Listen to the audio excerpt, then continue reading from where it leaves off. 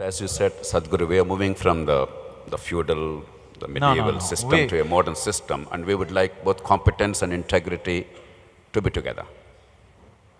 You asked for a And practical that's a reasonable solution. aspiration. You asked for a practical solution, not an ethical answer.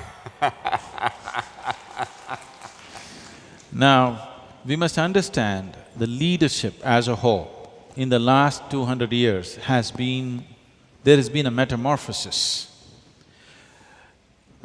A few centuries ago, religious leadership was the most powerful leadership. Even if a king was in place, religious leaders controlled him. After some time, his power went away and the military leadership took over. We suffered the dogmatism of religious leadership and came down to the tyranny of the military leadership. Then we have moved on in the last 150 years on this planet to the confoundedness of the democratic leadership. A simple decision that one man can make, 540 people sit together and they can't make a decision in 10,000 years. What the country needs, everybody knows, but they can't take a decision because to make 540 people agree to one idea is going to take a long time. By the time you take a decision, is irrelevant most of the time. So I'm not talking about pessimism, I'm saying this confoundedness is there across the planet and nations and planet is suffering for this. Whether it's ecological loss or many things, human rights and things, you can't take any decision because various interest groups and things keep pulling and pushing. Now one thing is happening, that is now leadership is moving into the hands of economic leaders or the business leaders. In the next 15 to 20 years, you will see economic leadership will become far more important than political leadership. We are heading there, clearly. Even now, it is already very much there. In many countries, it's the businesses which decide what the politicians should do. We have done a different kind of job. We have an economist as a prime minister. The fact is, he's not a politician because he can never get elected. He's never been elected. So we are not following democracy because democracy happens by election. Right now we are running the nation by selection.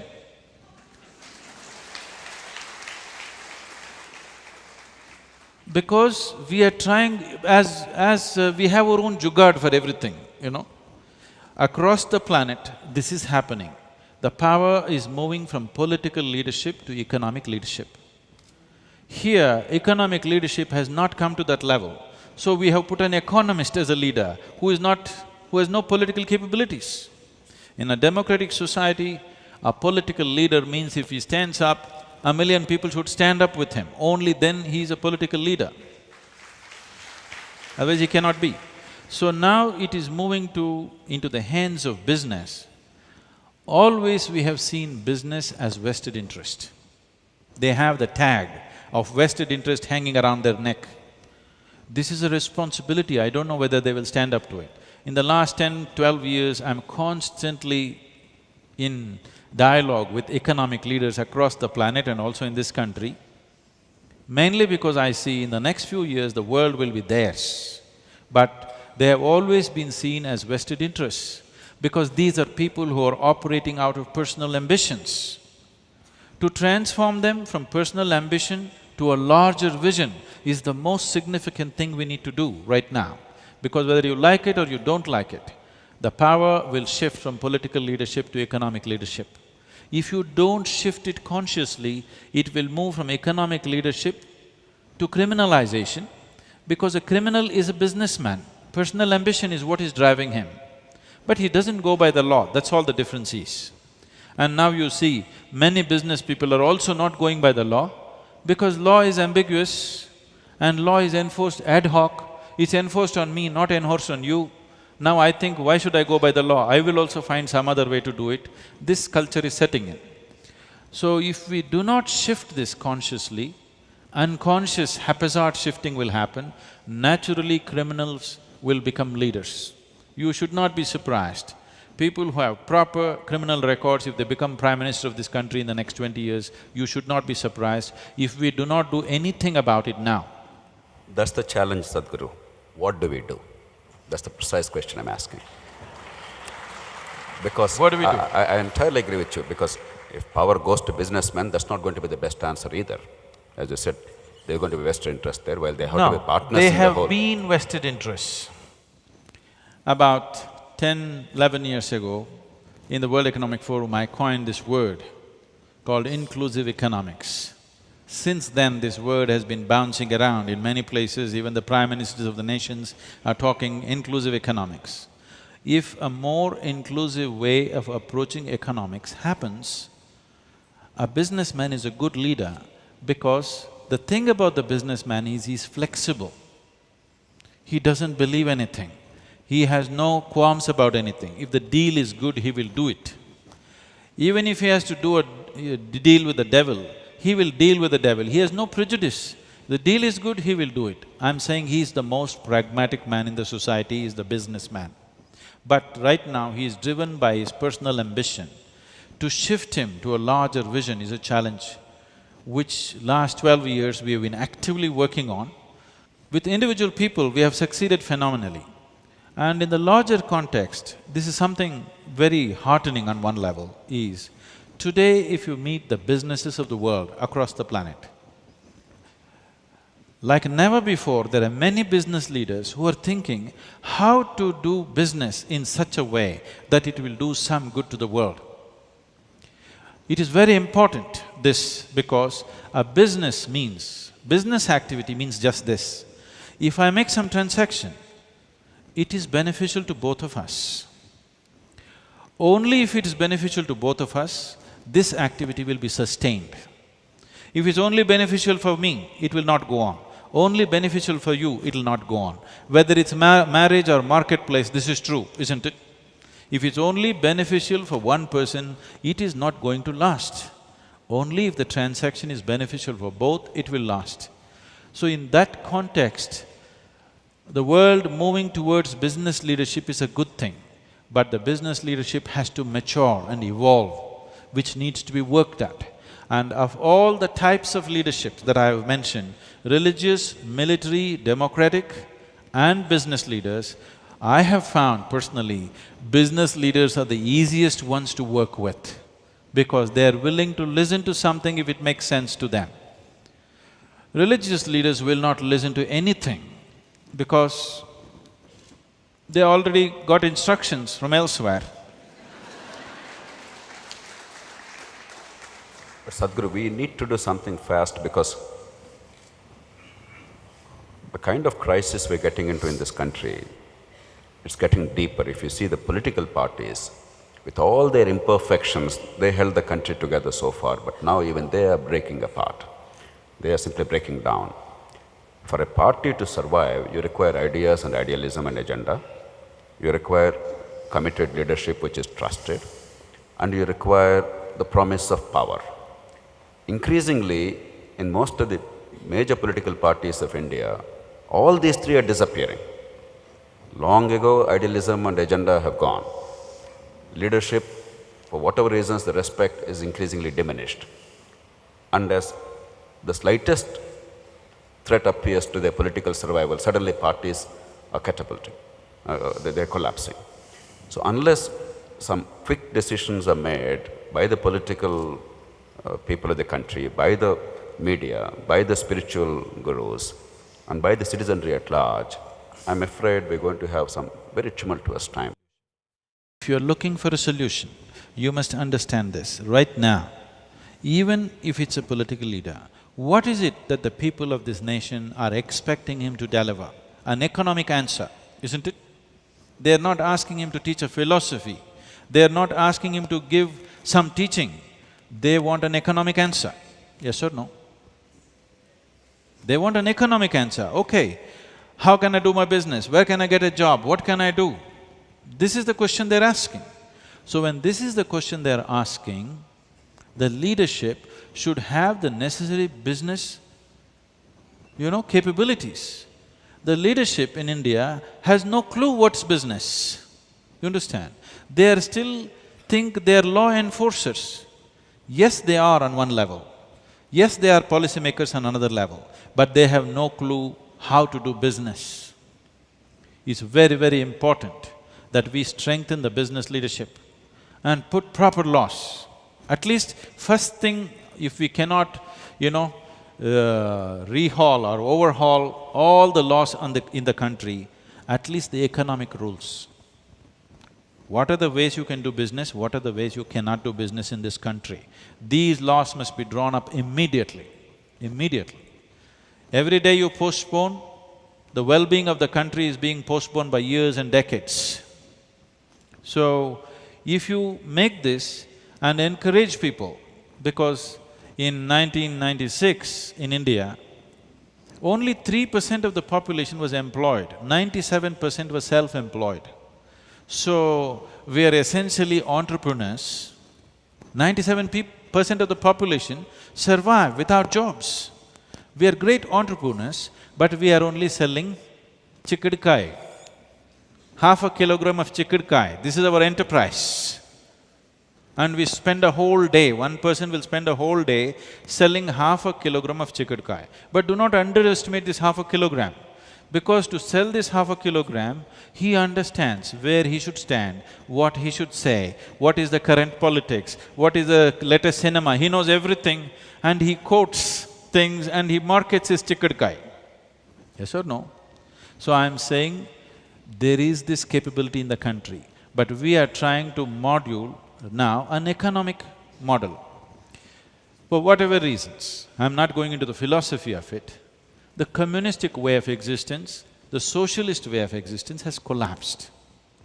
As an ideal, it's a fantastic thing. That everybody lives by his need, not by his greed, is a fantastic idea. But it did not work. So now we have chosen a market economy. Once you have market economy, you must understand that greed is good. If people don't have hunger, ambition, market economy will collapse. Our problem right now in this country is, we say this is a market economy. If somebody does well, we'll say, see, he's so greedy. This is not going to work. Somebody wants to gold paint himself and walk on the street. For me personally, it may be vulgar, but he likes to gold paint himself and walk on the street, that's his problem. But that is allowed in a market economy. Do you understand? We try to control these morals, now you kill the ambition. If you kill the ambition, you kill the market. So we must decide, are we going for market economy or are we going for socialist way of living? If we take steps in market, there is no time or no opportunity to look back and say, oh, that would be nice. There's no such thing. Both the systems have their problems. Greed is not the good way to structure a society, but right now the whole world is being structured that way. The only way you can make greed productive is proper economic laws and unbridled opportunity for people to do business. For that, we need a businessman leading the nation. Sadhguru, in your interactions with the business leaders, have you seen the inclination to accept this responsibility, to take up this challenge, to risk failure and to do whatever it takes? In a very big way right now in the world. Well, that's very good news. Internationally, it is very true. But in India? In the country, because my not universe so much. now is India at this point of time. No, that is the thing. Once you're ruled by business, national boundaries become irrelevant.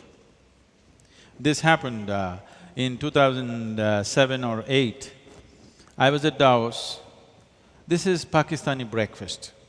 General Musharraf was speaking. The hall was packed. Everybody wanted to hear what he's going to talk. I also got invited, I went. And he spoke and spoke and spoke. People are looking at, these are all business people, they're looking at, okay, what are your economic policies? Can we do business in your country or no? That's all they want to know.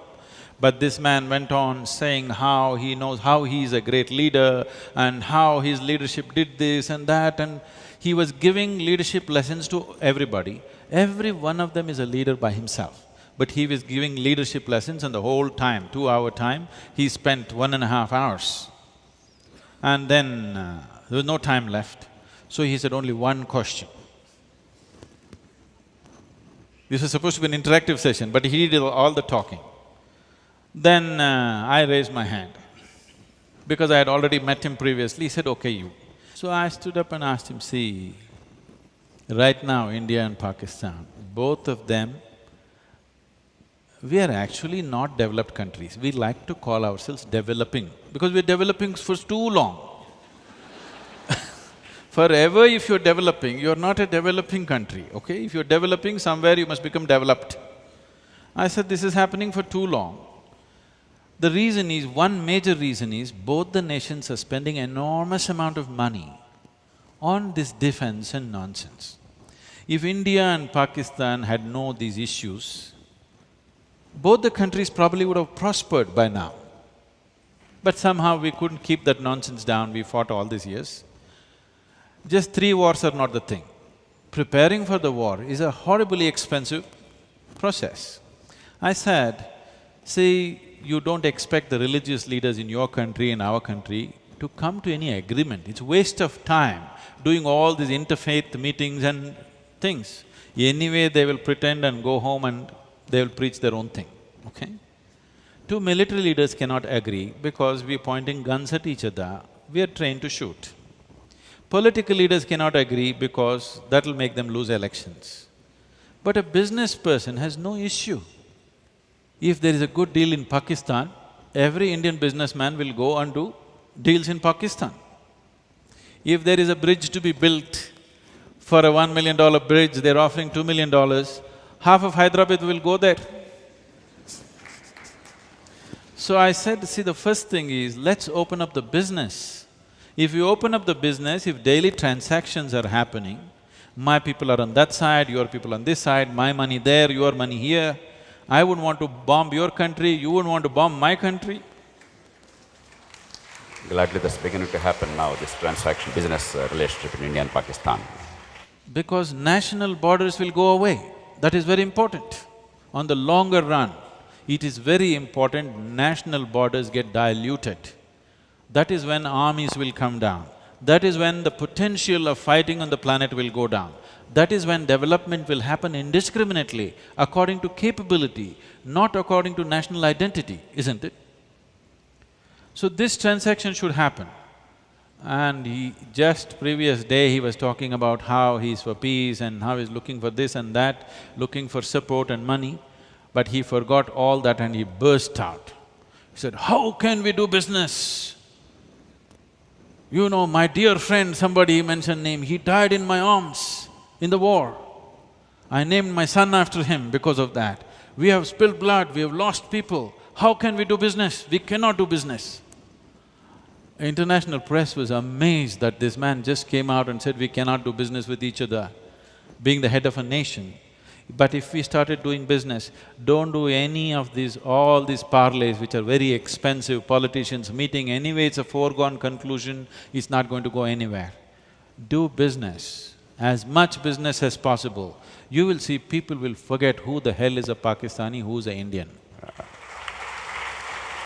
I think that's very insightful, Sadhguru. I think what you initiated is now bearing fruit because I think India and Pakistan are now willing to do business at last. Sadhguru, before we open to the floor, I limit to a couple of inquiries.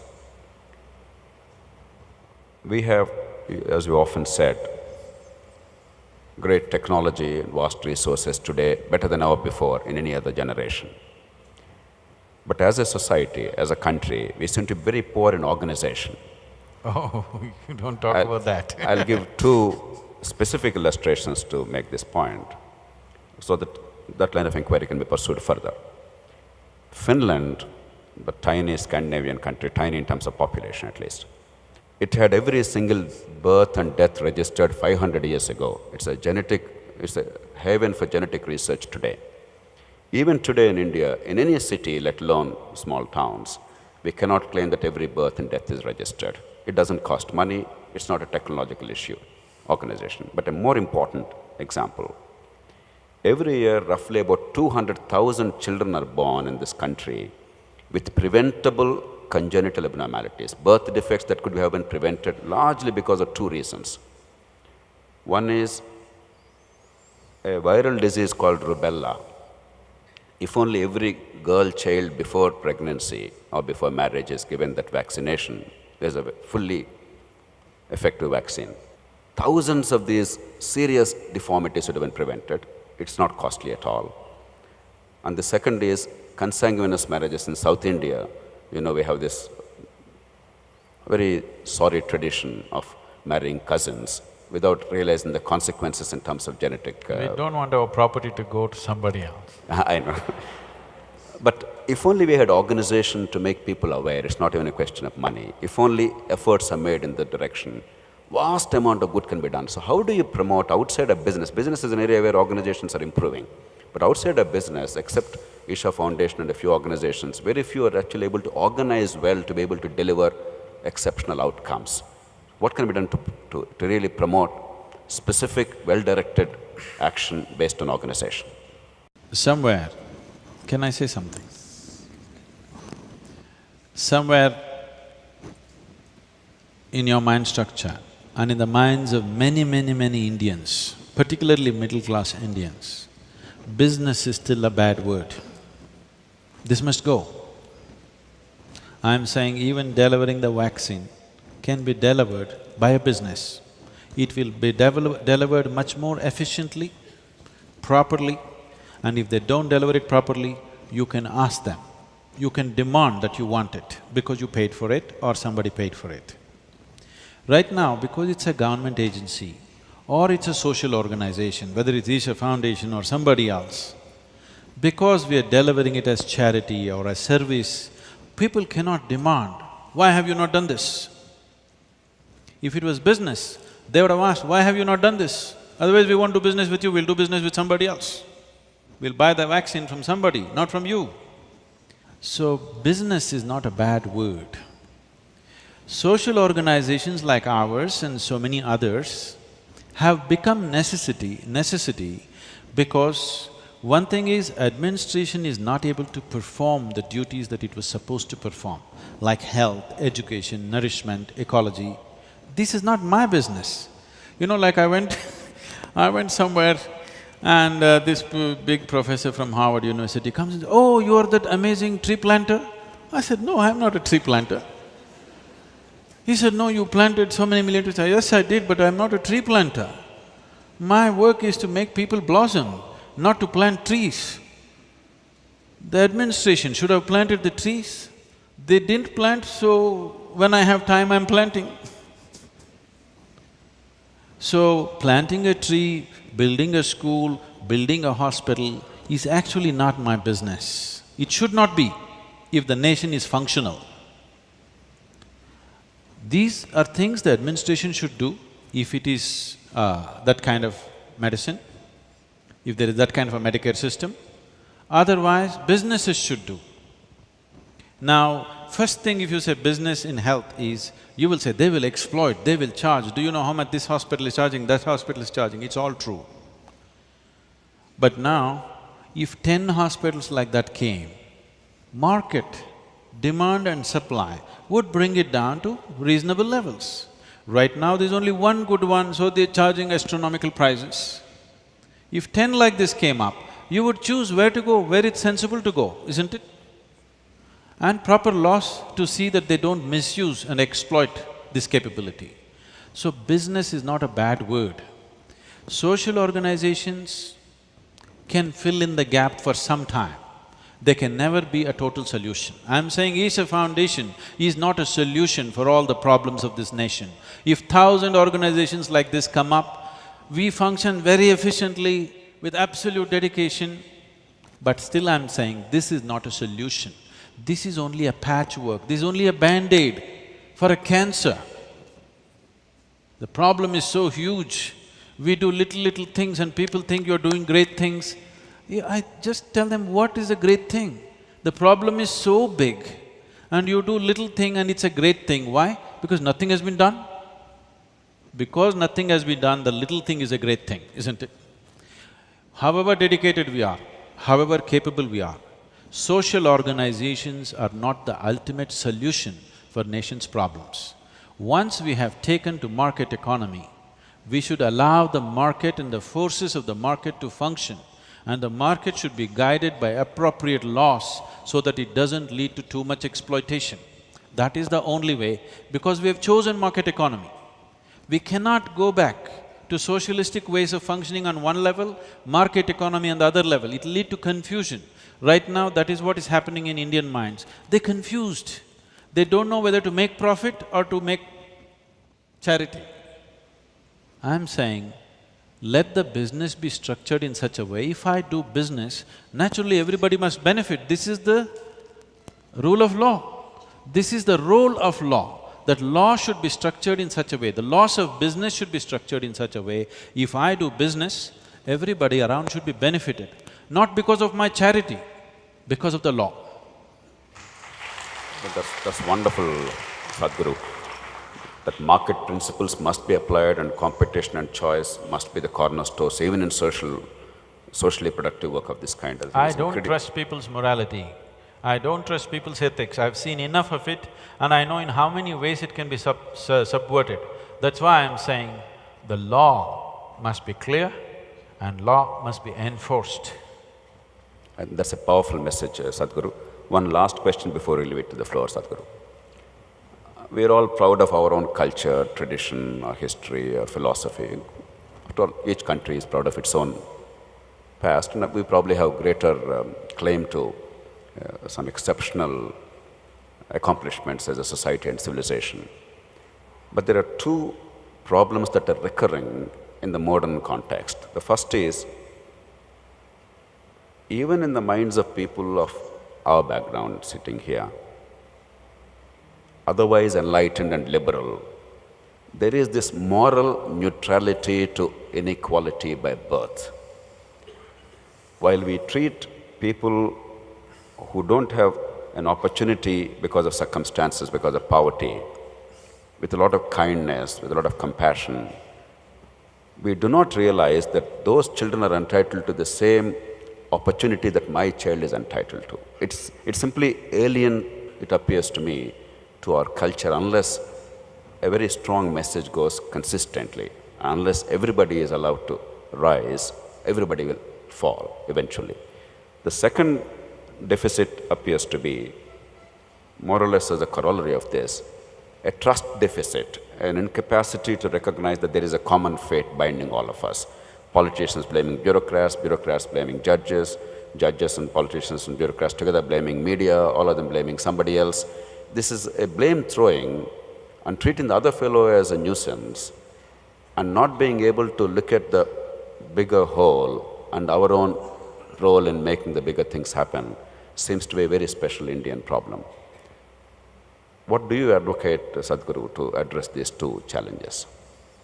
See, we need to understand India.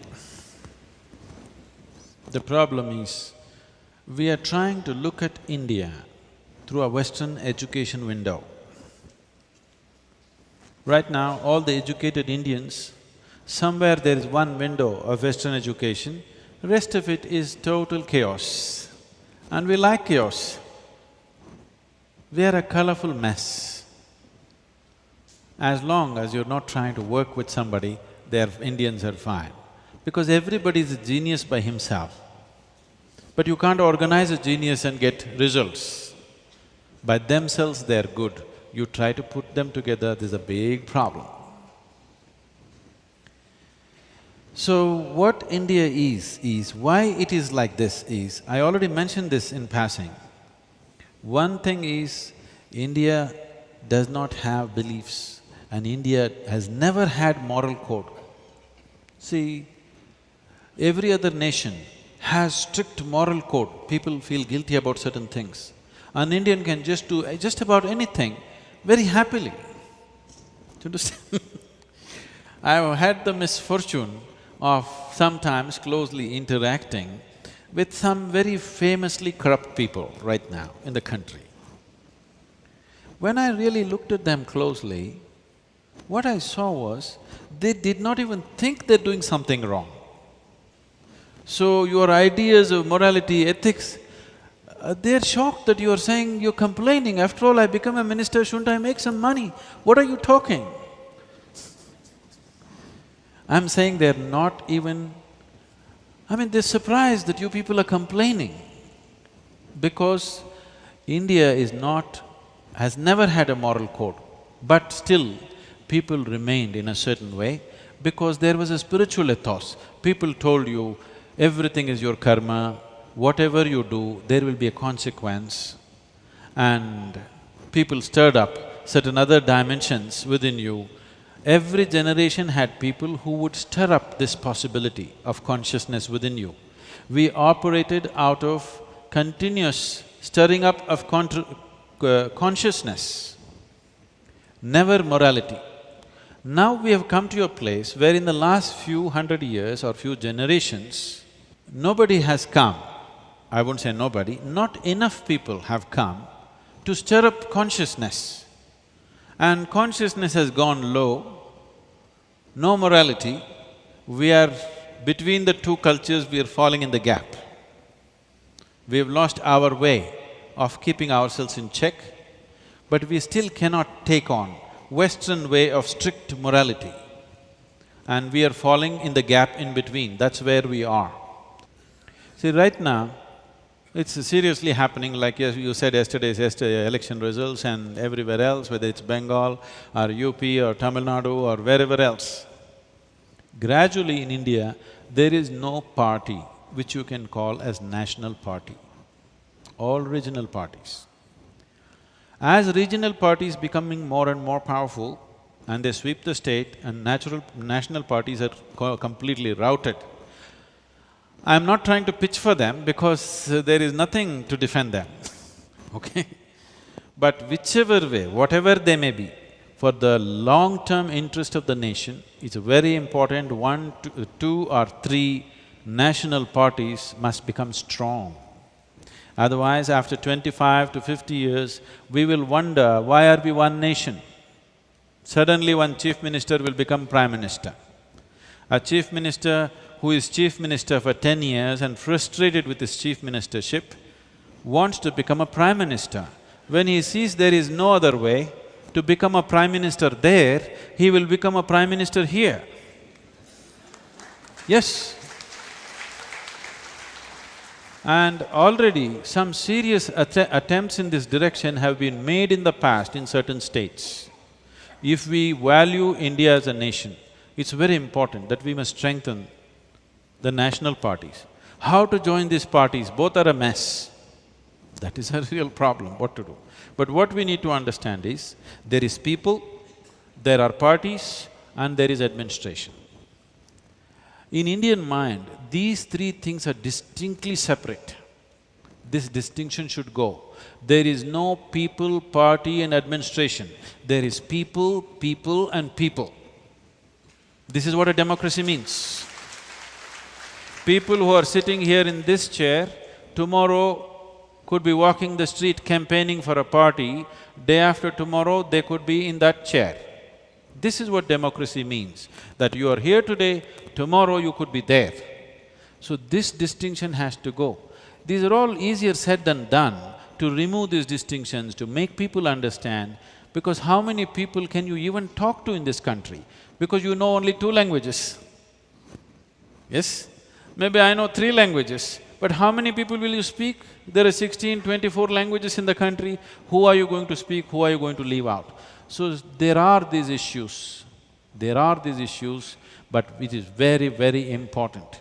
However corrupt, however nonsensical, however rubbish it is important to strengthen 2 or 3 national parties, otherwise there will be no India after 50 years, there will be many countries. Sadhguru, I actually entirely agree with you, and Loksatta and I have been always articulating the need to strengthen national parties. The tragedy is they are their worst enemies. So we do require to transform politics. That's why I was so repeatedly pleading that I don't unless blame we you find at all. an answer… I wouldn't like to join any national party because we know what's happening and the way it's conducted. So how do but we… that is the reality of our nation. But unless we transform them, that's the reason why I'm pushing this today, unless the pressure comes from the spiritual gurus, from the civil society, from media, that the need of the hour is not merely replacing one with the other, but actual transformation of the nature of politics and building a framework for the unity of India. I entirely agree with you. So I'm privately, not publicly, privately. not announcing to people. Whatever it… Giving them that privacy, privately we are slowly trying to transform many political leaders in the country. We have successfully worked with a few people, others are slowly coming in, but it's still a long process, it's not something that will happen overnight. And India, a country like India cannot be turned around overnight. If we work as a generation of people, maybe we'll leave a little better country for the next generation. That's where we need to look at.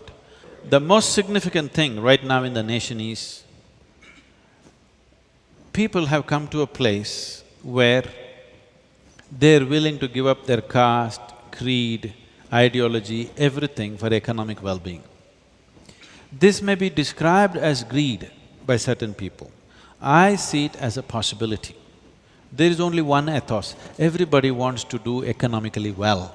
This is an opportunity to transform the nation. When they're economically down, you ask them to leave their religion and come beyond that. You ask them to leave their caste and creed and come beyond that, they will not come, because that net is a security. Belonging to a certain caste, belonging to a certain religion, belonging to a certain community has been their security for centuries, for thousands of years. Suddenly you ask them to come out, they won't come. Only if you throw up a big opportunity and a dream out there, people will crawl out of those nets, risking their life. So economic opportunity is the most important thing right now. Personally, it leaves distaste in my mouth to go on talking and pitching for economic possibilities, because that's not going to transform human life. But right now, if nation has to crawl out of the pit, social, economic and political pit it is in, right now I see the only solution is economic development should happen. It'll come at various costs will be there will be a price to pay for that. But we must pay the price, otherwise we'll stagnate where we are. Sadhguru, that practical wisdom actually is music to my ears. Unless we have such unrelenting focus on economic growth and rapid economic growth, I entirely agree, both political and social problems will only be exacerbated. I think we should give an opportunity to the floor to raise, I'm sure, far more interesting questions. How do we find this balance, the balance between this base need and this high need of spirituality? Because I think that we are in the middle, and what we want is an ease in life in this democracy, so that we can all become seekers and concentrate on seeking as opposed to concentrating on surviving. That's my question. The question is for him, right? No, it's for you, Sadhguru. The balance is about you. We're all imbalanced people. Now, I will simplify this. How do I bring a balance between… Right now I am hungry, I am.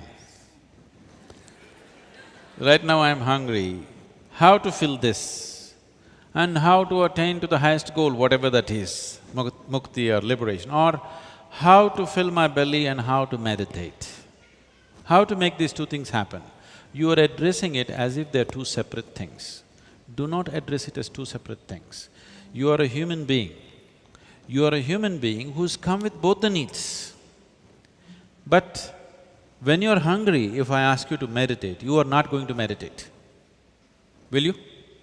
And I will not ask you to meditate, because I think when a man is hungry, asking him to meditate is vulgar. It's an obscenity. When somebody is hungry, you talk to him about mukti, I think it's obscene. I will not do such a thing. If he's hungry, we must see how first the food should happen. Then only we can talk about another dimension.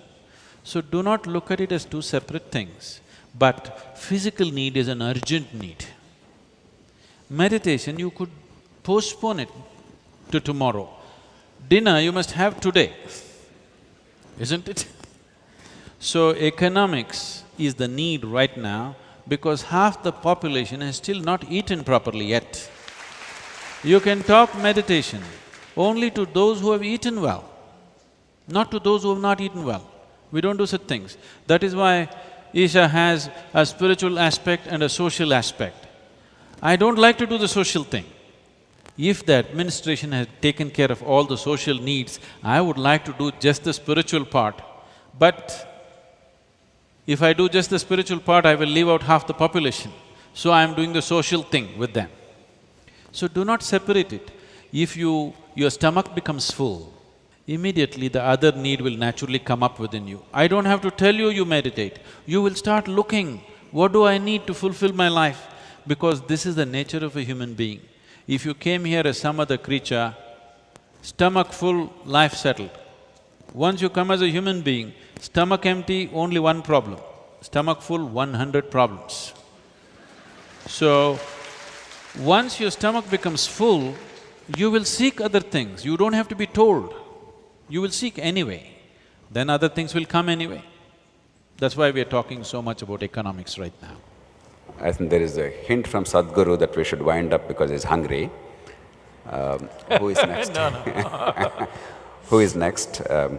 Yes, this young man. In politics, you said you require a business outlook leaders. That perhaps it means like instead of people who share 100 rupees, you want people to make 100 to 1,000 rupees and share 500 rupees. That's what… No, I'm not talking about sharing.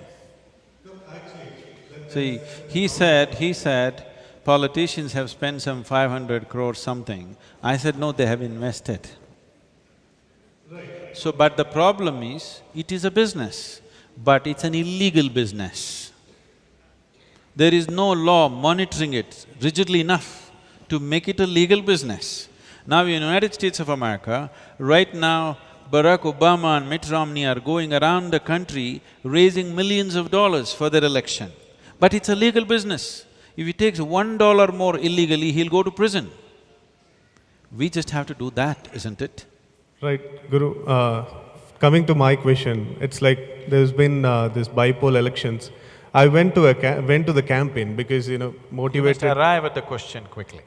Yeah, because… Not because I am hungry, because so many hands are going up. There has to be a background formed for the question because otherwise it's difficult to understand. No, we are capable of understanding the context. The question, if I have to put in a nutshell, then how an intellectual and a person with a business outlook can stand for elections and win? This culture of economics has still not come. We are in still a culture of charity. We have to bring a culture of economics because you've chosen a market economy. See, this is not a simple decision to make. For the builders of this nation, they chose a socialistic economy because it was more endearing to think in terms of let's share, let's do things better. It's not about you versus me, let us do this, but it did not work. As an idea, it's a great idea, but it's an idea that's failed because humanity is not ready for such a big idea.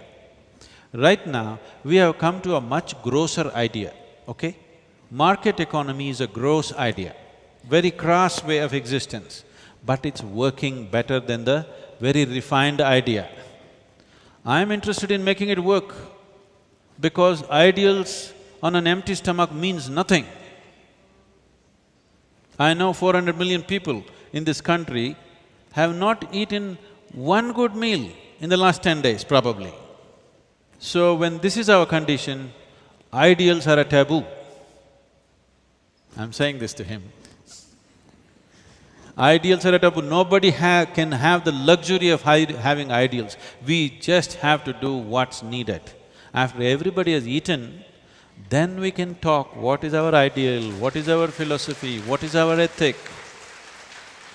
First people have to eat because eating cannot be postponed to tomorrow. Philosophy can be postponed to tomorrow, meditation can be postponed to tomorrow, eating cannot be postponed to tomorrow, it has to happen now, isn't it? So for this, once we have chosen our economic model is market economy, please strengthen the market and nothing else but the market. People tell me, what is this? You say you're a spiritual leader, but you are charging for this. I said, I will charge. Somebody who comes who cannot pay, I will do something else. But I want you to understand, if you want something delivered, it costs. Whether you pay for it or somebody else pays for it, it costs. You've gotten used to somebody else paying for it, that is why you don't know how to make use of anything that's offered to you. If you were paying for it, you would make use of it well, isn't it? Yes or no? Right now, rice is free, dal is free, television is free, gas is free. You think you will destroy the work culture of this nation completely. In Tamil Nadu today, so many things are free. Essentially for election reasons, and populistic democracy that we are doing right now.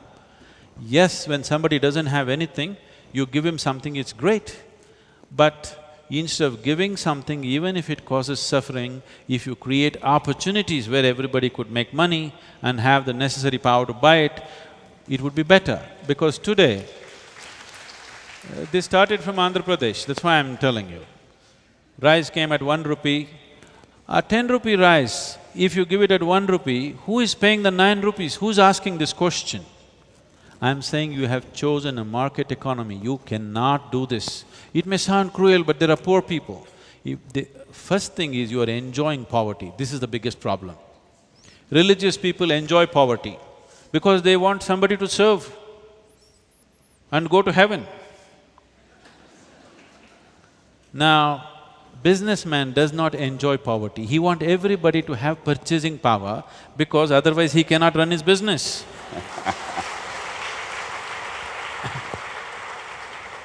I think three powerful messages are coming from you, Swamiji, today. The first order of priority is rule of law, enforcement of rules and laws and public order. The second order of priority is unity of India. Third is economic growth at any cost. I think that's the take-home message Right now, today. till everybody eats economic growth at any cost. Absolutely. After that, we can control the costs. I am proud to say I voted for Lok Satta. Before I pose this question, I wanted to say this. I don't know there is any other party in the country like this, so I am very happy for that. My question is, like this, like me, there are a lot of people in this state. First, I am trying to talk about my state, in this state. But why, what the system is hindering? Why we are not able to win more seats? Right now, we just have one legislative. So why can't we have JP as the chief minister or anybody like JP being chief minister? So what is stopping us? So what's Sadhguru's message to the people here? Because everybody is here, they wanted to do something for the society. But I am sure, like me, I am not doing anything. I just think about it. I do nothing. So like me, I guess there are 50% of the people here. So what the message we should get and how we get that education and what we have to do. We are ready to do anything. I am happy the way India is progressing, the media, the RTI, everything is very good. So the question is, the simple finishing thing, we have to get that. So what is the message from you so that we all go to streets and do something for the country? Thank you. Sadhguru, before you intervene… No, it's you who has to answer. No, he wanted an answer from you. Answers are from you, questions are from us. This is an often asked question, it's not about this party or that ethical politics is not sustainable in India. That what we all desire or we claim to desire is not winnable in India is a proven proposition. I can now say with some degree of confidence across the country. The challenge is how to reverse that. That's the anguish of that young man. Sadhguru, you already mentioned the answer, you gave the answer earlier. We all forget the initial conditions of our democracy because we take the normative democratic institutions and the constitution, we think it should operate the way it operates in other countries after a certain degree of maturity. We have not created the initial conditions, and Sadhguru is repeatedly emphasizing that. Even today, the voters have no notion that they're electing a representative. They think they're electing a monarch, and once elected, he somehow will deliver. We don't care how. No rules, no laws, no procedure, get it done somehow or other. And that's not merely the failing of the poor people. It is the failing of our class, Sadhguru. It is the failing of the middle classes, it's the failing of the educated. That's the general perception. The second is, Sadhguru, we created an impossible situation where nothing happens without somebody's intervention. And there is perpetual dissatisfaction because even if the elected person wants to deliver, he cannot fulfill the expectations. And therefore, money has become the currency of vote getting. And now in the competition to get the votes, in our kind of electoral system, where one vote more means you win, one vote less means you lose. Look at Tamil Nadu, DMK, how they alternate so dramatically. There is a desperation and a competitive pressure to buy the votes. And that's why today you see in some constituencies, a candidate spending 20 to 30 crores in an assembly election. And that's the reason why I have been arguing for… You're not getting it. Investing. Okay. Yes, Sadhguru, you're right. Investing as a business proposition. He is not throwing it away, he is investing. Absolutely. A straightforward business proposition. in anticipation of multiple returns. There's no question about it. There are two things, and that's the reason why I was urging Sadhguru to take up this issue.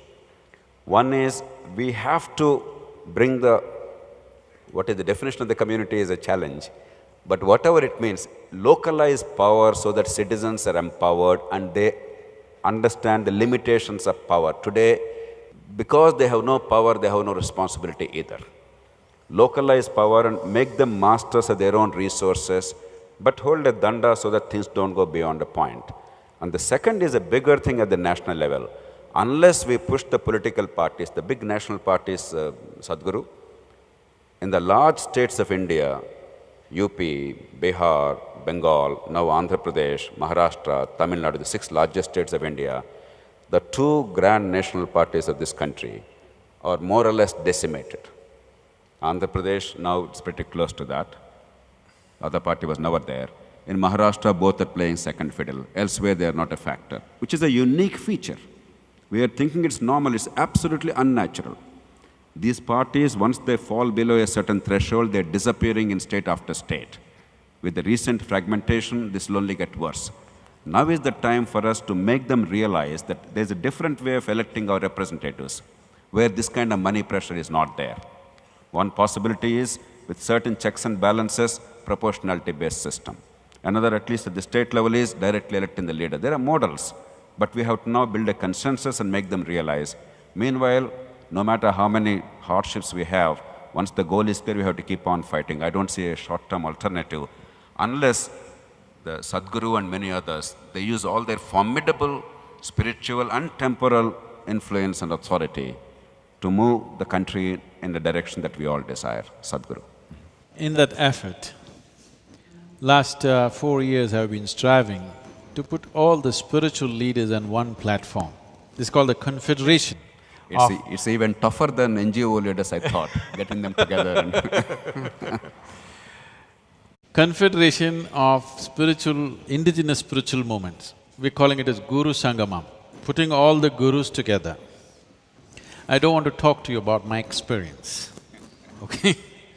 But we have managed for the first time this year, in the month of April, 123 gurus, prominent ones, we all met. The last 4 years, I've been trying to educate them. We can simply meet without an agenda. There is no need. What is the agenda? What shall we do? Shall we take Padayatra? Shall we fast? Shall we eat? This is the question. I said, no, we will just be together, maybe share a lunch, just be together. Just because each one of you, each one of us have millions of people. Just coming together is a major event. Let's come together, the power of being together, you're not understanding. So we are doing that, but that is still a long way to become a force by itself, as a guiding force, because each one of them will tend to take or jump to some party or the other. I'm trying to keep them away from any party. Let it just be a few things that needs to happen in the nation rather than pitching this party or that party, because once again the same thing will happen. But for you, a man of your integrity, you must jump into a party which you think is of a lesser evil. But evil. Whichever is a lesser evil, you must jump into that, because this young man, he feels proud, I have voted for Lok Satta. But his pride is just empty pride, which will go waste, which will not build a nation. Your integrity, your ethic, your moral, your intentions, your intellect, wanting to do something, all this will go waste unless you have the legs and the hands to do it. It should not go waste. It should not go waste. Because I want you to understand this. In Indian minds, especially in the Indian mind and very much in the American mind, people have put these capsules, okay, this is BJP, this is Congress, this is political, this is non-political, this is administration. There is no such thing in a democracy. Democracy is a continuous metamorphosis. The man who is a nobody, tomorrow morning he can be sitting in the parliament.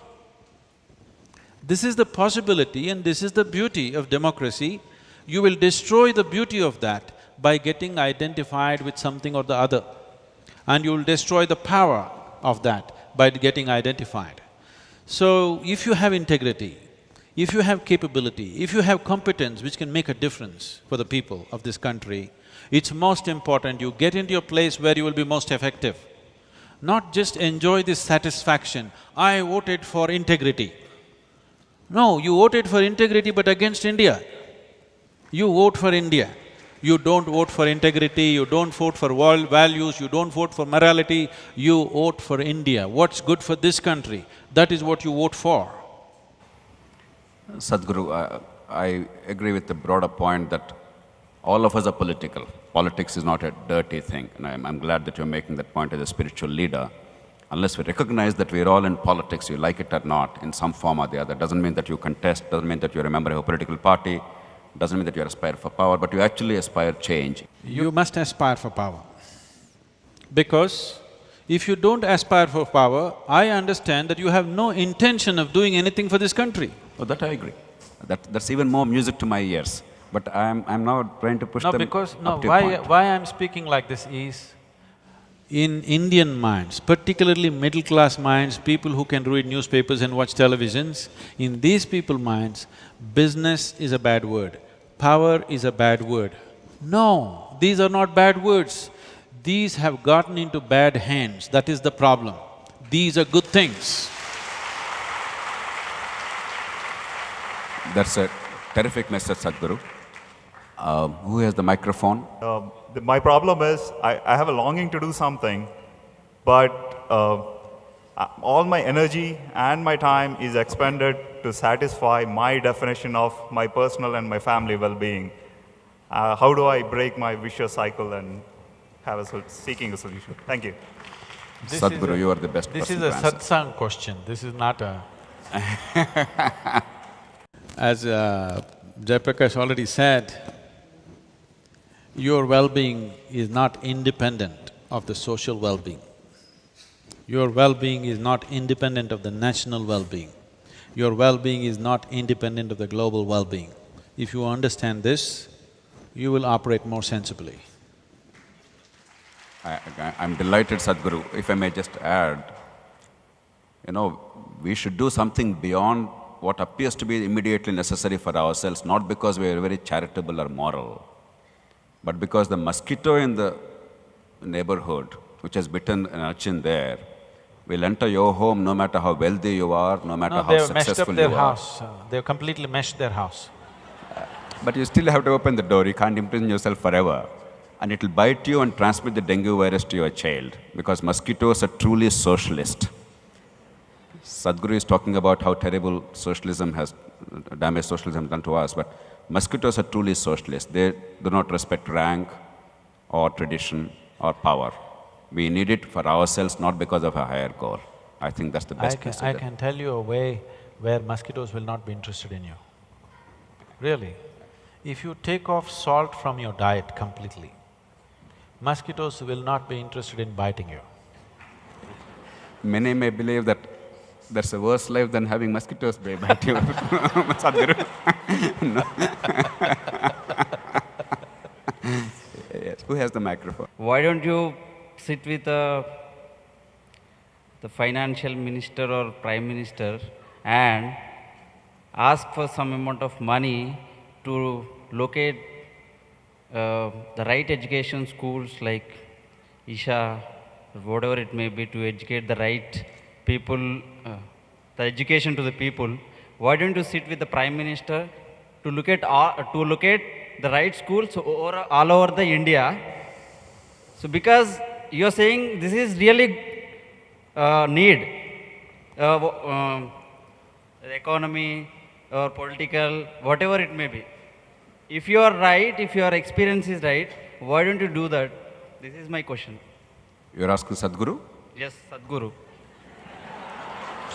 So for your information, if you do not already know, there is nothing much the Prime Minister can do right now. Whoever can do, And Sadhguru. anyway, whoever can do, why don't we talk to them? As a part of this, almost 15 years ago, I went, because our work was in rural India, I went to meet the rural development minister in the center. He was a very wonderful man. I found a lot of politicians on a personal level, they're wonderful people, but they've become victims of their own making and situation also. So he was very wonderful, he took me to the… we met him in the parliament building, he took me into this rural development ministry office. Then he told me, so enthusiastically, he told me all the schemes that they have.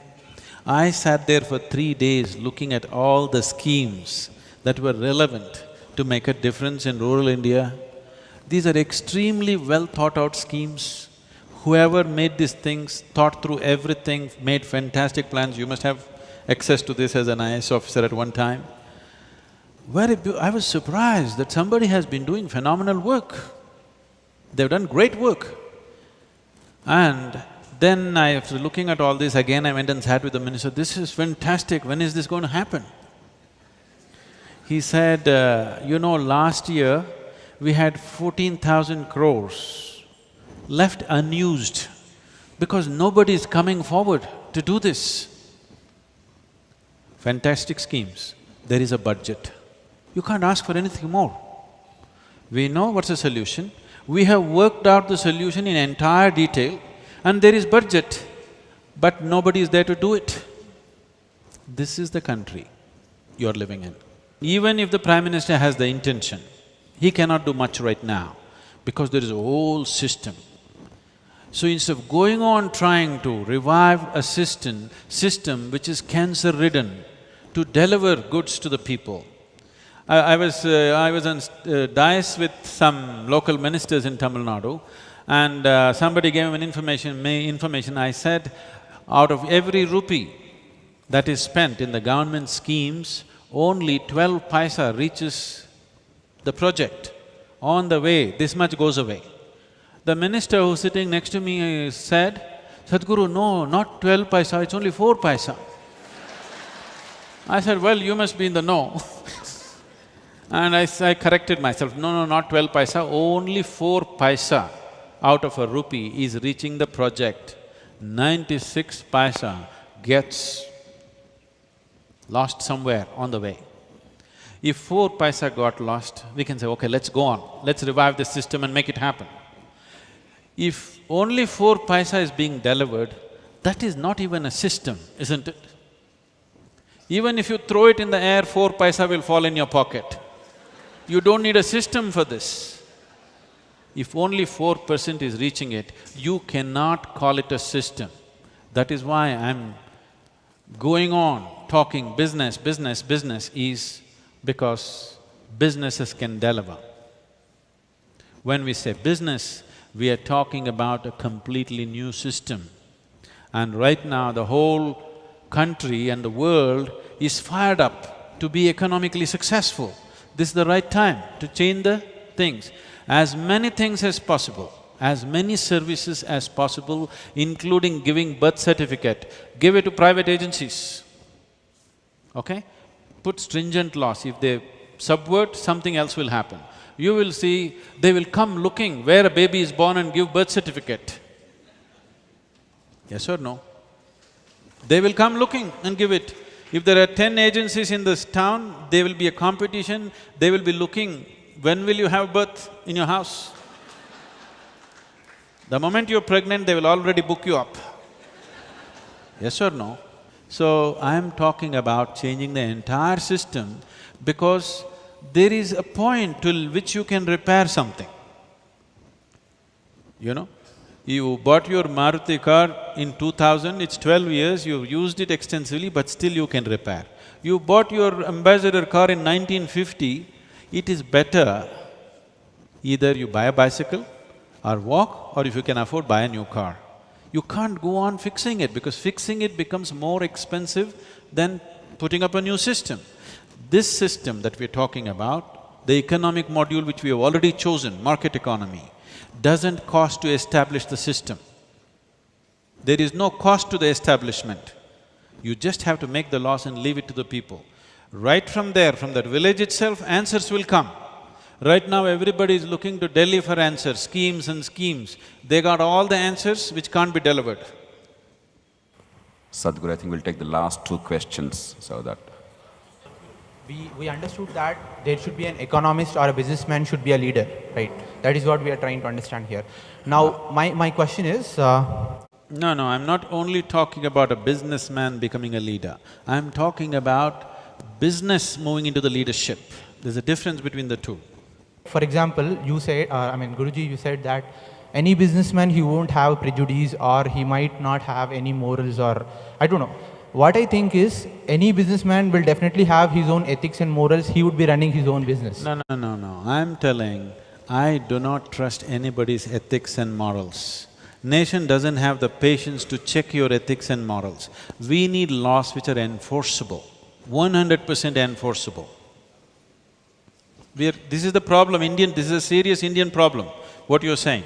This is the problem. We go on talking about morality, we go on talking about charity, sharing. Leave this, it's not worked.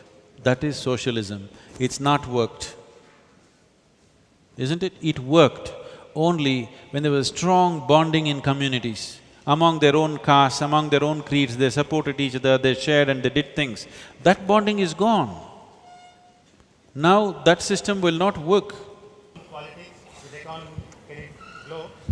Sadhguru, his question is, for everybody's hearing, can 19th century politics and 21st century economy coexist unless one of them being compromised?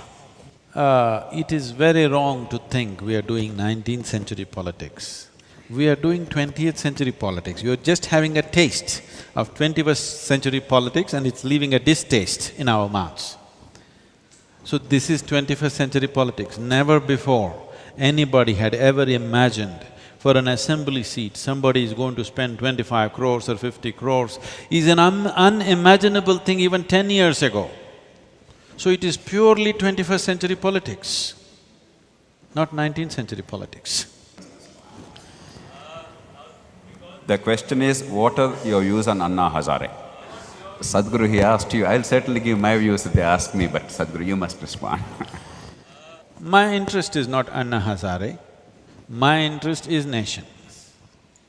I am not interested in Anna Hazare, I am not interested in Indira Gandhi, I am not interested in Narendra Modi, I am interested in this country. Country means people. So, I went to Hazare's meeting when he was fasting and I also spoke there and supported them in so many ways. I never see Anna Hazare as a solution. I don't. But it is very significant that somebody is playing that role of bringing that awareness, firing up the whole nation towards a cause. There is no question of the significance of his role, but at the same time we should not overplay this role. Because this Jan Lokpal, whatever we're talking about, you can pick 100 holes in it. You know, you want corruption to go, you want people's awareness to come to it, that's perfect, no question. But now, if you bring a law which supersedes every other law, you will have big problems. And how will you populate these positions which will enforce these laws? If already all the criminal procedures codes that you have is being enforced by people who are corrupt and misusing it in 1,000 different ways, how do you know tomorrow the Lokpal, where do you import them from, I'm asking? Once again, everybody will try to get into Lokpal now. Everybody is trying to get into the parliament, everybody is trying to get into the, whatever the system. Now once you see this is the power, if he's saying in Andhra Pradesh 42 elected representatives, is it? Or people who stood for election, who are criminals, or they got elected? Most of them were elected or… Okay. So 42 people in one assembly are people with established crime behind them. Tomorrow, after 10 years, they will all understand Lokpal is the place to be, parliament is not the place to be, and they will all enter that. And with such sweeping powers, it'll become a very dangerous force. But I don't believe what he is doing is right, but it is appropriate. Right now it is needed. Right now we need to shake up people and tell them, if you don't do this, we're going to hang you. Somebody needs to do this. And he is doing that, hats off to him, he's managed to somehow. But it's a limited role. He and people around him must understand, it's a limited role. If you stretch it beyond that, that will become the problem. We have reached a time in our nation where the question is not about who is corrupt. The question is about who is not corrupt, unfortunately. If the question was who is corrupt, it would be easy to fix it. The question is who is not corrupt. One Jayaprakash Narayan is a shining example. It is fortunate that we are sitting with him here, but it's unfortunate, it's very unfortunate that somebody who is not corrupt is so important for us, because millions of them should have been not corrupt. But now we've brought this nation in 65 years. 65 years ago, people were willing to walk on the street and throw their lives for this nation. Today we've brought this to a point where a man who is not corrupt is a celebrity. We have to change this. We have to make Jayaprakash Narayan an ordinary citizen of this nation. Absolutely, Sadhguru. What is the minimum requirement has now become the maximum qualification, unfortunately. You're absolutely right. Sadhguru, I think it's a wonderful blend of spiritualism with pragmatism. It's rare to find a spiritual leader give us such absolutely compelling I'm trying to logic. bring him down, he's trying to praise me. Such compelling arguments and response to real challenges of life. Thank you, Sadhguru, for that reality check. Thank you We very are much. deeply grateful to you for this interaction.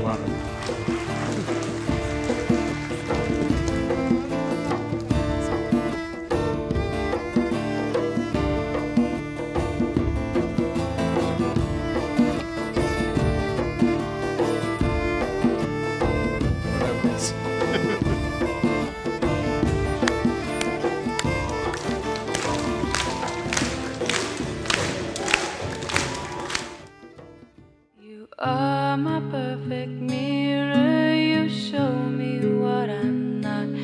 In the endless pit of what once was me, layer and layer you peel off me.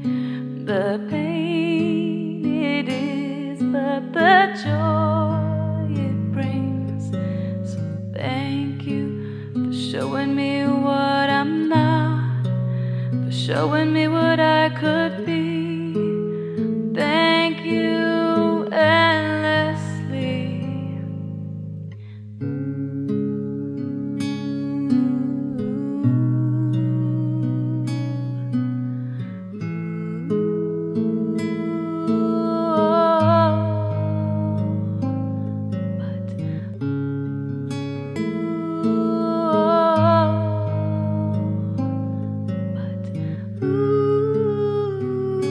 If I could only just be, you could show me all the things I would be willing enough to see.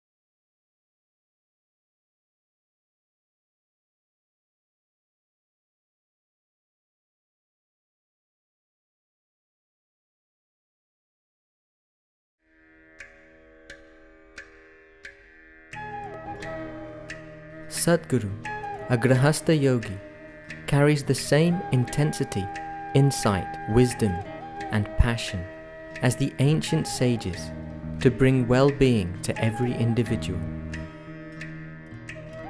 A mystic, yogi, visionary humanitarian, and poet, Sadhguru is a spiritual master with a difference. Traversing seamlessly from the ancient to the ultra-modern, he bridges the gap between the known and the unknown, enabling all those who encounter him to explore and experience the deepest dimensions of life.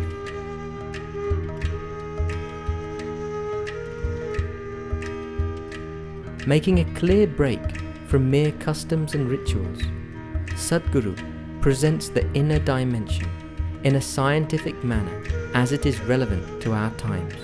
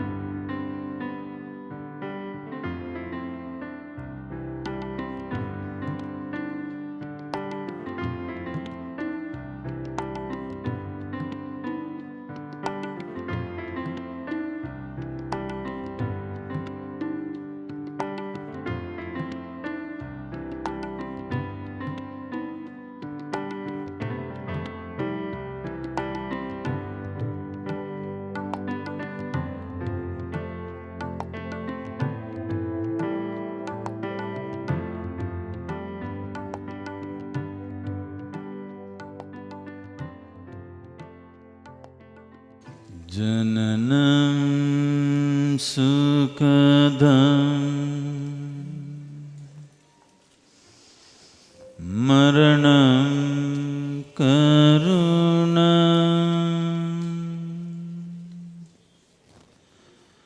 milanam maduram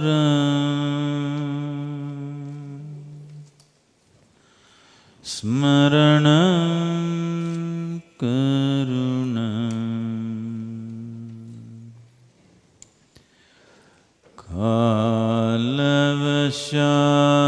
kalavashadiha sakalam karunam samayadipate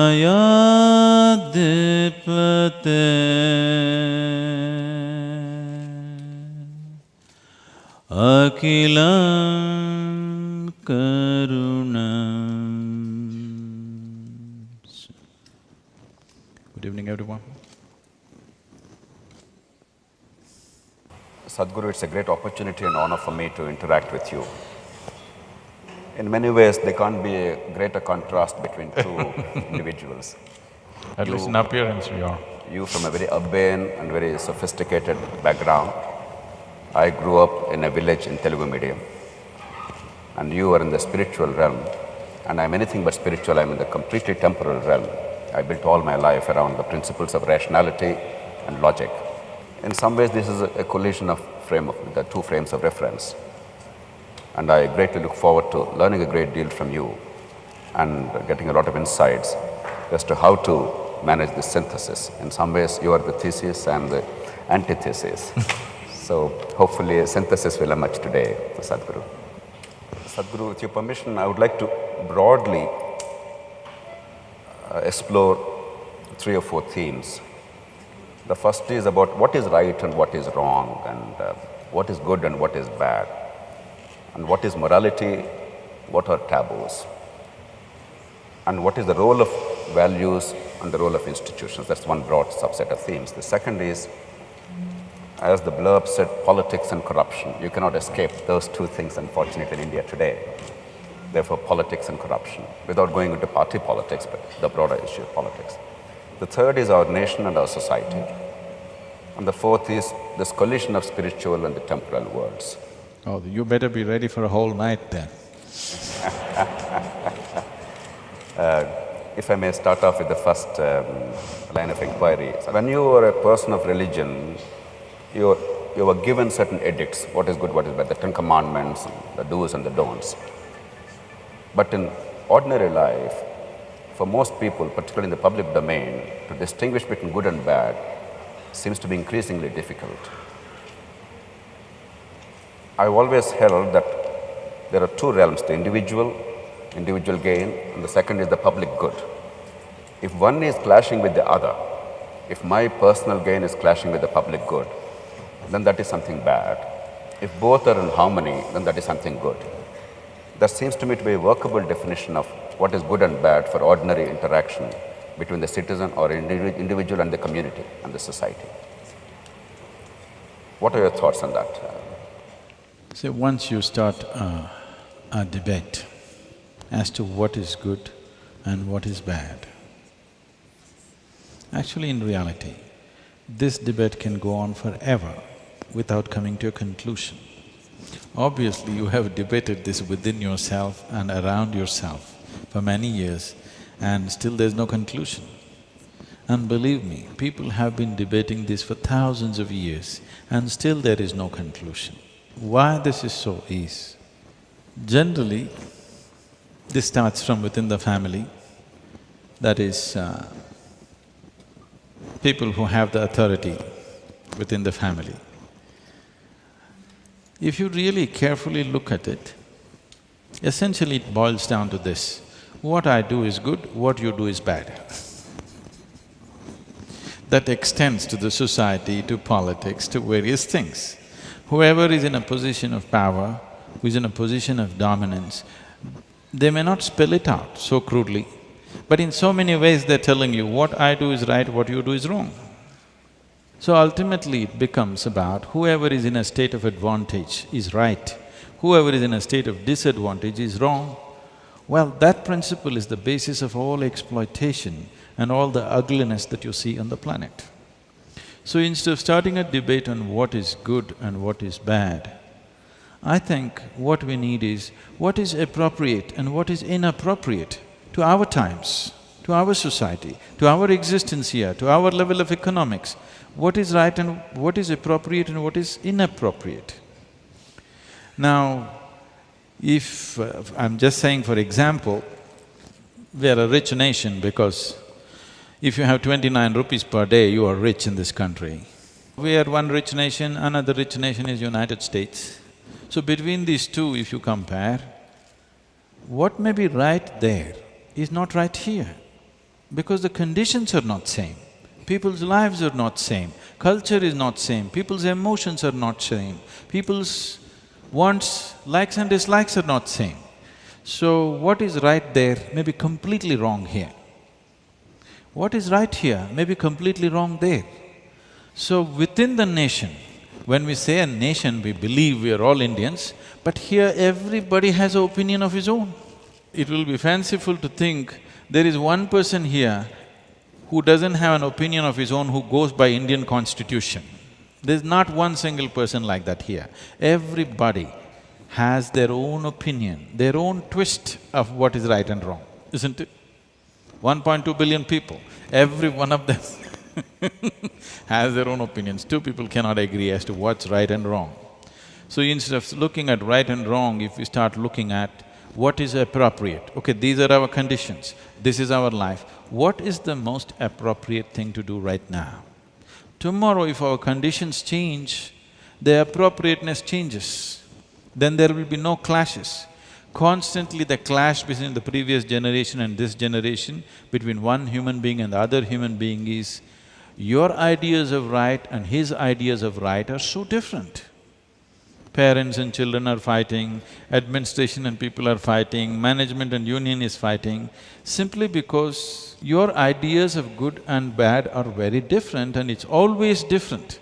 Within the family, between the husband and the wife, basic unit of the family, their ideas of right and wrong are very different. So once you enter that space, you are entering into an endless controversy, no possibility of a solution.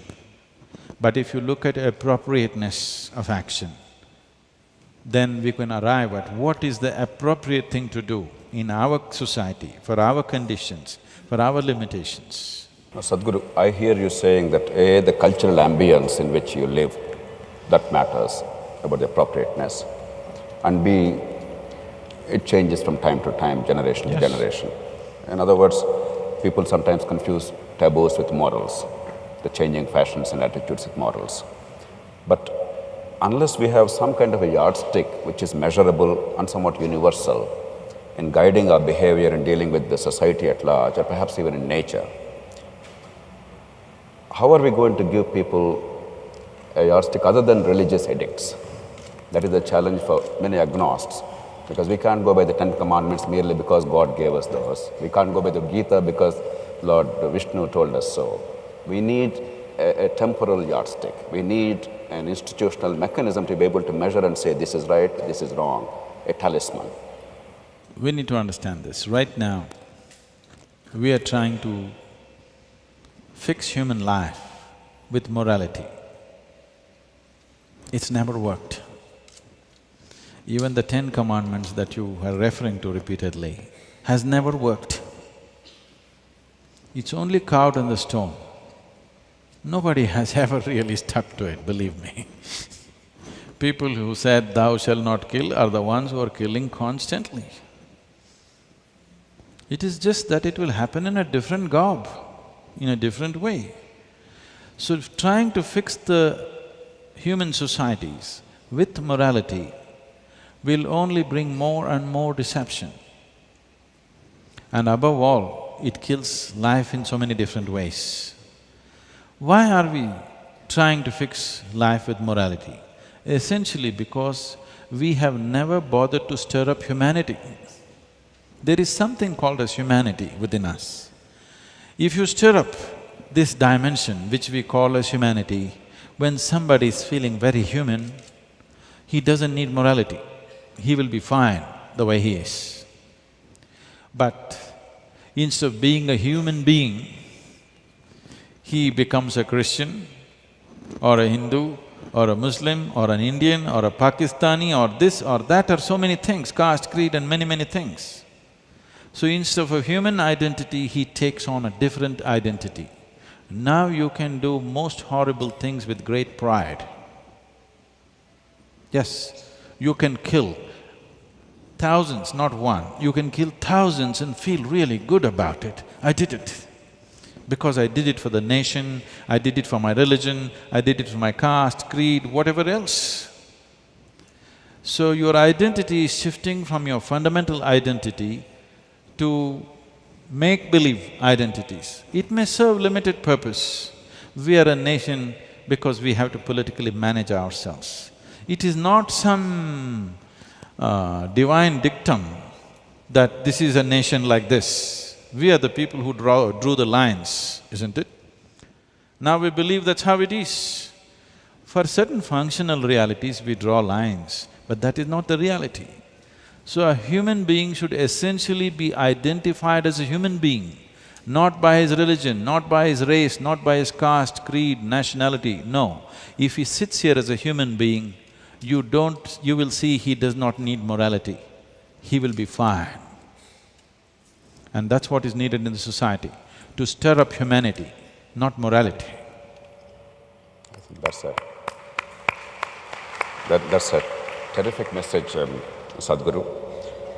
Essentially what you're advocating is that go beyond the individual, go beyond the sect and the creed, and embrace humanity itself, and you will not go wrong in your actions. I'm not saying embrace humanity, I'm saying you are human, isn't it? I don't have to teach you to be human. You are human. The problem is somebody else has taught you that you are something else. Somebody else has told you you're Indian, somebody else has told you you're Hindu, somebody else has told you you're Muslim. But the reality is you're human. If you go little further, you're just a piece of life, isn't it? If you sit here as a piece of life, do you have any problem with any piece of life in the existence? If you sit here and throb as a piece of life, which is what's happening, it doesn't matter, we are talking something, whatever we may be talking, essentially, we are sitting here as throbbing as a piece of life. Rest is all made up by us, isn't it? This is the reality of existence. If you sit here as a piece of life, you instantly know that there is nothing in the existence with which you are not connected. But if you sit here as an Indian, if the person sitting next to you is P, there's problem. If you sit here as a Hindu, if the next person is M, problem. Like this it goes on, it doesn't stop there. It goes into further and further divisions and divisions and divisions. So, essential dimension of spiritual process is that you disidentify yourself with all the false identities you have taken on, and to learn to sit here just as a piece of life. If you sit here as a piece of life and throb as a piece of life, breathe as a piece of life. You know, this happened a few years ago because you mentioned this project Green, hence I'm bringing this on. When I said that we need to plant 114 million trees to get Tamil Nadu to 33% green cover, people said, Sadhguru, do you know what is 114 million? Is it possible for any human being to plant this many? See, I told them, the population of Tamil Nadu is 62 million people. If all of us plant one tree, take care of it for 2 years and plant for one more tree, what is the number? You got it. So it's not difficult, even a beggar is capable of planting one tree, isn't it? Now the problem is that they must feel for it. How do you do it? I told them, you don't worry. I went out village to village, called farmers' associations together. I told them one simple thing, just sit here. Where do you want to sit? In the sun or under the tree? Choose. You know what's the choice. Everybody sits under the tree. Now I said, see, are you breathing? Yes. I want you to understand what you exhale, the tree is inhaling. What the tree is exhaling, you are inhaling. Just sit here and feel it, it's happening. 1/2 of your lungs is hanging out there. Your breathing equipment is not completely here, only 1/2 is here, 1/2 is hanging out there. Just see the tree and breathe. It just caught like a fire.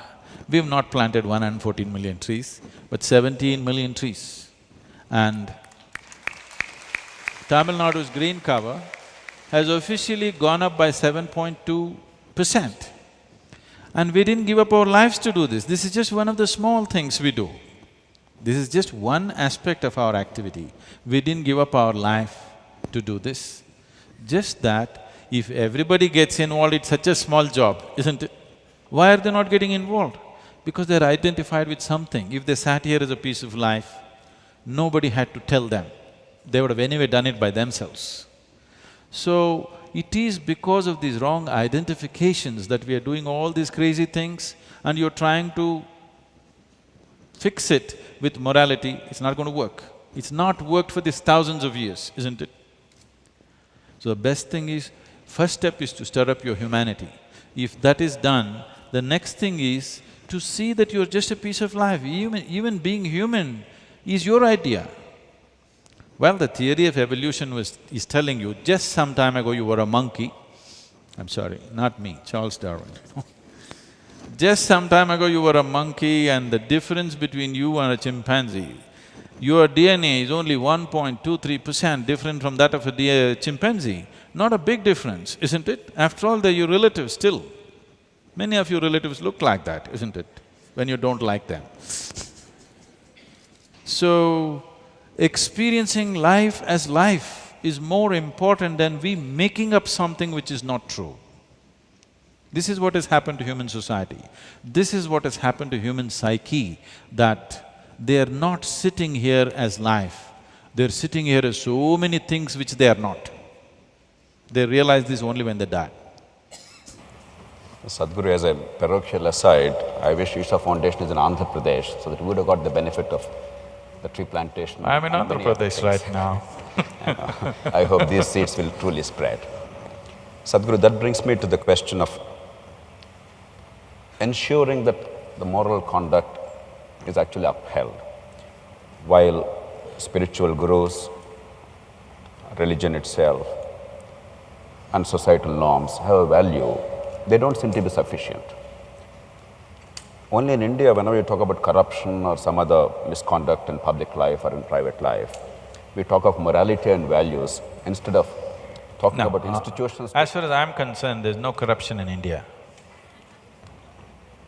Where is corruption in India? There is only banditry. I don't see any corruption. Because corruption means you come to me and you want a favor to be done, I'm willing to do it, but you know, under the table I want 2 rupees from you. This is corruption. What's happening I is break plunder. your head and I take everything that you have, this is not corruption. It's just plunder. So when we talk of all these evils in the public domain, oftentimes we talk of values in this country rather than enforcing a certain code of conduct. That's something that troubles people like me, because if indeed values without any external compulsion can be internalized and they can guide the behavior of every single human being, they probably guide the behavior of a large majority of people. Because if there is peace in this country, if all of us are going to go back homes after this session with a reasonable degree of certainty that there will not be any victims of violence, it's because the society has these norms and values. But there's always deviant behavior in society. Unless the laws of the land, unless the enforcement mechanism are strong enough to enforce a certain code of conduct and prove that there is punishment for bad behavior and reward for good behavior, I'm afraid values in themselves will not for long sustain us. Not at all. Now, this is something that we need to get from you, because overemphasis on values at the cost of institutions sometimes may actually become an excuse for doing nothing to build institutions. It's a bit like this water in the glass. The water is obviously the one that is giving life. Without that, we can't quench the thirst. But without the glass, without the container, the water is not usable. While water is what gives life, the container, the institutions are what make the life, the value usable. So my appeal to you is, A, give us your views, and if you broadly think that this is the right approach, what institutional mechanisms we need to build, in your estimate, to build higher levels of public integrity, higher levels of civic conduct? See, one important thing that India needs to do is to simplify the laws in a way that everybody understands it. Right now, it's so complex and so ambiguous, nobody really knows what it is. And because there is so much ambiguity, it creates so much gray areas, which breeds corruption endlessly. If there is no ambiguity, somebody just couldn't come and ask money out of me to do some work, isn't it? There is so much ambiguity.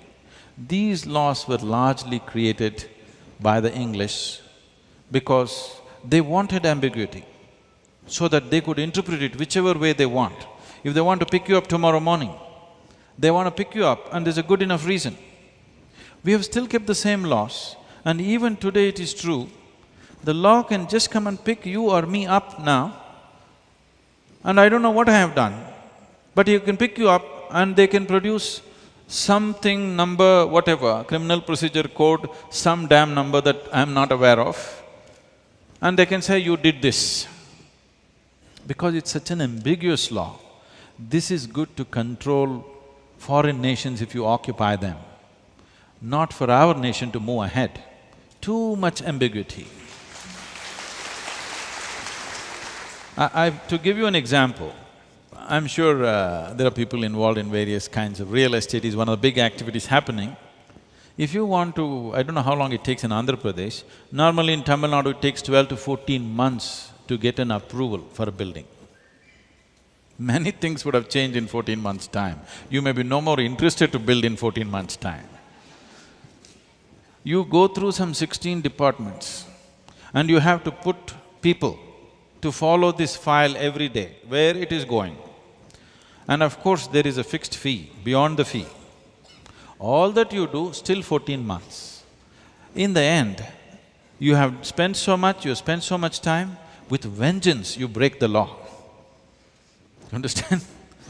Just with vengeance, because you spend so much money. If you said 10,000 square feet, I want to build 15,000 square feet because anyway I paid you, what is the big deal? It comes to that. So all laws are flouted without any problem. In United States, we are building, we are building a big center. Here if you go, they have a code book, building code. Your architect anyway has to be certified. He must know the codes. Apart from that, a code book is given to you about 250 pages. You better read it. You build whatever you want, no department, no sanction. You build whatever you want. But before occupation, he will come for an inspection. If it's by the code, it's fine. If it's not by the code, your building goes down and you go in. Simple. So now the amount of government machinery that is needed just to sanction a building is cut down to just a few people rather than these various departments. If I'm a citizen of this country, why do you think I'm naturally a criminal? Why are you sanctioning what I should do, what I should not do? Just tell me this is the way to build in this country, I will build that way. If I don't, bring it down. I'm just saying as one example. You can see million examples like this in the country where laws are unnecessarily complicated and ambiguous, which is essentially breeding ground for corruption. Sadhguru, the saying in Andhra Pradesh is, in Tamil Nadu, you give you a bribe and your work gets done. Don't tell me. In Andhra Pradesh, you give you a bribe and still you are harassed. So there are still grades and grades in this corruption phenomena in this country. Sadhguru, before we go into the issue of politics and corruption, because all of us love to hate politicians. I wouldn't allow that because it's become a fashion and a fad and almost a compulsion that wherever you go, people are talking politics. How horrible the politicians are, whether they know about it or they don't know about it. From a tea shop to an office and wherever else, it's happening. If you are a responsible citizen, what democracy means is, it is the people's government. These politicians did not land from the sky. They're one among you who stood up to do something. Now, for whatever reasons they've become the way they've become, you do not know how many have become like that, how many not. We are generalizing because we have a certain pleasure in painting everything very bleak and black. If your nation is important for you, and if you believe that you have handed over your nation to a bunch of crooks and you are sitting here and it's entertainment for you, I think it is you who needs to be punished, not the corrupt. Because democracy cannot be a spectator sport, it is a participatory process. If I say participatory, most people's understanding of this is, if I come out once in 5 years and vote, my responsibility is over. No, democracy has various instruments through which you can participate on a daily basis in the governance of your country, your state, your city and your street. There are various mechanisms. Oh, I don't know. Why you don't know? Because you've not cared, isn't it? Why you have not educated yourself to know is you have not cared, because the idea of the nation has not gone deep enough in this country. Still, our identifications with our religions, our caste, our creed, our family is more predominant than the identity of the nation. This is the reason why these things are happening. I don't know if I can share this, but let me try it out because this happened in Andhra Pradesh. I was traveling with a lady who comes from a political family in Andhra Pradesh. I saw the way things were going on in the family and stuff, and I just joked, if you are given a choice, probably your father will break the country into 4 pieces and give it to the 4 children that he has. I was amazed and shocked, I didn't know I don't know how to articulate this expression. The person was actually genuinely said, "What is wrong with that? Our Father loves us." It's my birthright. Yes. Now, what we need to understand is, we as a nation are moving from a feudalistic existence to a democratic existence. The system has changed, but our mind has not changed. We are still feudalistic. People are complaining, not everybody. A lot of people are complaining. Their complaint is only that we didn't get the chance to be corrupt. We are at the receiving end or the giving end. They're not complaining that there is corruption. Really, I'm telling you. I have been interacting with people on all levels and I know they're not really complaining about corruption. It is just that we have to pay and they are taking. I would like to be on the other side. If you want to test it out, tomorrow morning remove all the police from Hyderabad city, just see how many people actually stop at the red light if there's no policeman. My average is 90% won't stop. Some fools like me will stop. I'm driving in Coimbatore or wherever, red light, I stop. Everybody is going zook zook next to me and they're looking at me, who's this fool who's blocking the traffic?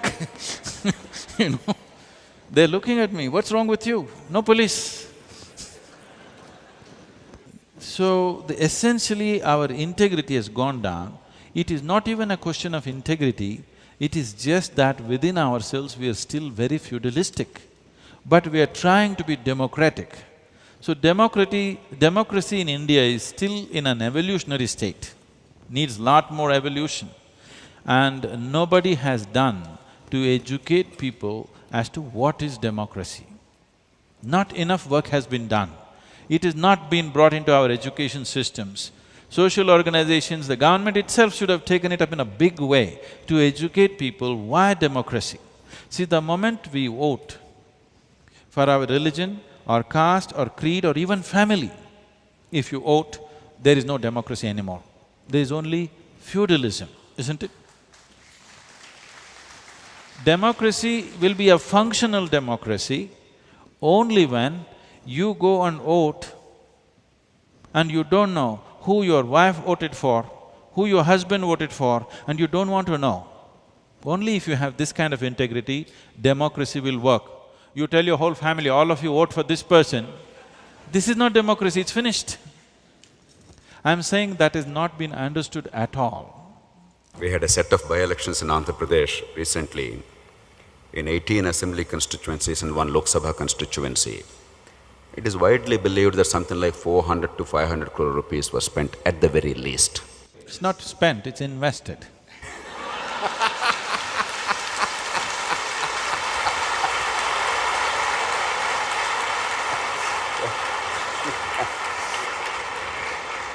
Sadhguru, you made some extremely important comments about democratic evolution. While we all have aspirations to expect that we'll suddenly become a great liberal democracy overnight without working hard at it, is somewhat unrealistic, is the gist of what you're saying.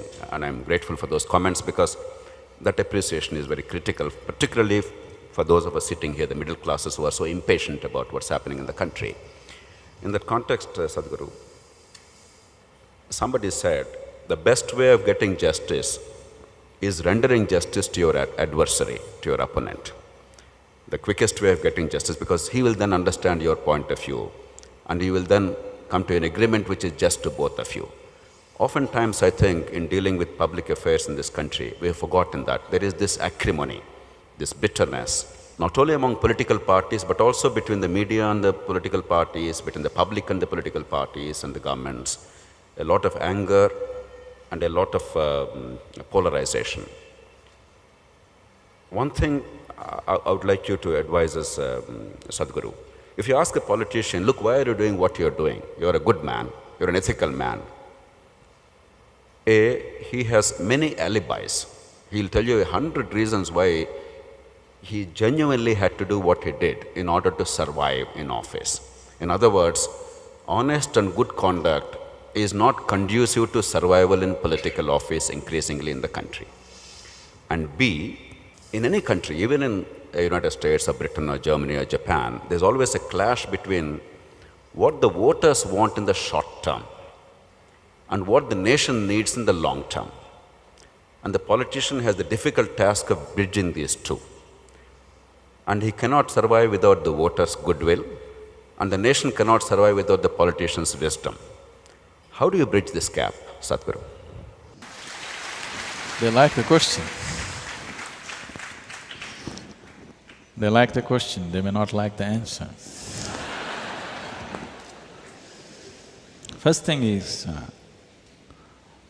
I would like you and everybody else to drop the word justice from their language, because there's no such thing as justice on the planet. What is justice for you will be injustice for somebody. Usually the word justice is used to enforce revenge on someone, whether it's legal revenge or illegal revenge. But whatever, if somebody does a killing, he thinks he's got what he deserved. Somebody thinks so, isn't it? That's why they do it. So let's not go by justice. Let us simplify the laws and enforce the law. Right now, nobody has any right to think about justice. We must become a law-abiding society first. After that, the luxury of justice will come. Sometimes when the law itself is cruel, we can break the law and deliver justice. Right now, the way we are in this country, there is no luxury like that. Here, law must be enforced first. Simply enforce the law. It may be unjust, but enforce it. Because without a semblance of order, there will be no luxury of justice in any society. Right now, we have no order. Where is the question of justice? Revenge will be labeled as justice. Now, how to bring this about in a society? As I said, one most important thing is to simplify the laws. And if you want to live in this country, everybody must understand the basic laws, what the laws are. Most of the people existing in this country do not know what the basic laws are. Every time you ask, they will throw their hands up. They think somebody should tell them. No, we must make it a law that if you want to live in this country, at least this many basic laws you must know. If you want to drive on the street, you must know what are the laws of the street, isn't it? Similarly, if you want to live in this country, you must know this, this and this. Not that you heard from your neighbor, not like that. Proper education, everybody knows that these are the laws. If you break it, this is the punishment. Everybody should know, isn't it? And then enforce it. It's not as simple, enforcing. Making the law itself is complex, enforcement is a super complex thing, because here comes justice in justice. So for a certain period of time, we must be willing to surrender justice and just stick to law. People who are enforcing law sometimes will enforce it in unjust ways. You must endure that. If you don't endure that, you will have a disorderly society, a lawless society. Then revenge will be the way, but we will call it justice. We will go about labeling it as justice, taking revenge on each other. Many things are happening. People are shooting each other and they think they're rendering justice because the law is not sensible. So, in making this happen, in creating an orderly society, not a just society, I want you to understand this because this is a serious sacrifice that we must be willing to make if we want to move ahead. This is a very serious sacrifice that I don't ask for justice, enforce the law on me. Whatever the law, I'll go by it. It may not be just, but I'll go by the law right now. If the law is very unjust, we can look at restructuring the law, but beyond the law, no justice. Nobody has the discretion to deliver justice. This has to be established. This one thing we have not done yet. See, the problem with us is, if you travel 100 kilometers in India, people look different, they dress differently, they speak differently, different languages, our food is different, everything is different. But still, for over 10,000 years, the whole world has referred to us as one nation. Though we were over 200 political entities at some time, still, we've been doing trade with Syria, Jerusalem, Damascus, Jerusalem, Greece, all these places for over 8,000, 10,000 years. Even at those times, they referred to this country as Hindustan, though there were 200 entities. It was referred to as one nation, as Bharatvarsh or Hindustan or whatever the name. Because somewhere people saw this as one nation, though it was ruled by many kings. Because there was one ethos, which is something that the politicians and administrators and the people have never paid attention to. The only thing which keeps us as one nation is a certain fundamental spiritual ethos, which is not on the surface, but which is always there. In the sense, people recognize this as one nation from outside because they all believed in something. This nation has never been a nation of believers. We have been a nation of seekers because spiritual process has been the main thing. Here people are not believing in God, they're seeking mukti or liberation or freedom. There is a difference between a seeker and a believer. A believer means he's made a conclusion. A seeker means he's wide open. He's realized that he does not know, that's why he's seeking. This one quality set us apart from the rest of the world, so outside world recognized as one nation, though there were so many political entities. We need to understand even today, it is only this spiritual thread which is keeping this as one nation. Right now it's being systematically hacked at. If you break this one thing, after 25, 30 years, you will wonder, why are we one nation? And we will break. If you do not strengthen the fundamental spiritual ethos of this nation, if you hack it down with beliefs and other kinds of identities, you will see, you will break up into various nations, you will not be one nation. Sadhguru, I hear you clearly and I entirely agree with you that unless unity and order are kept even above liberty, if necessary, if there is a clash, we are in danger. I totally concur with you as a true democrat and libertarian. But whether spiritualism could be the glue to keep the country united when there are so many meanings of spiritualism.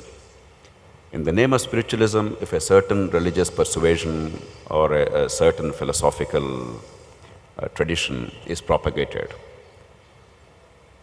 in a very pluralist country like India, the dangers to disunity are even greater. I'm not even talking of morality issue.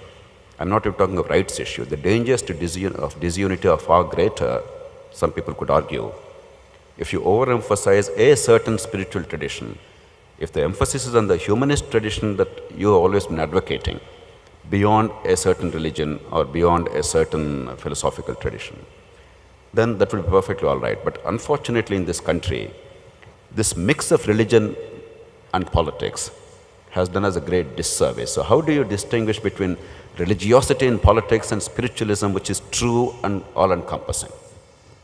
Let us first of all make a distinction between what is a religion and what is spiritual process.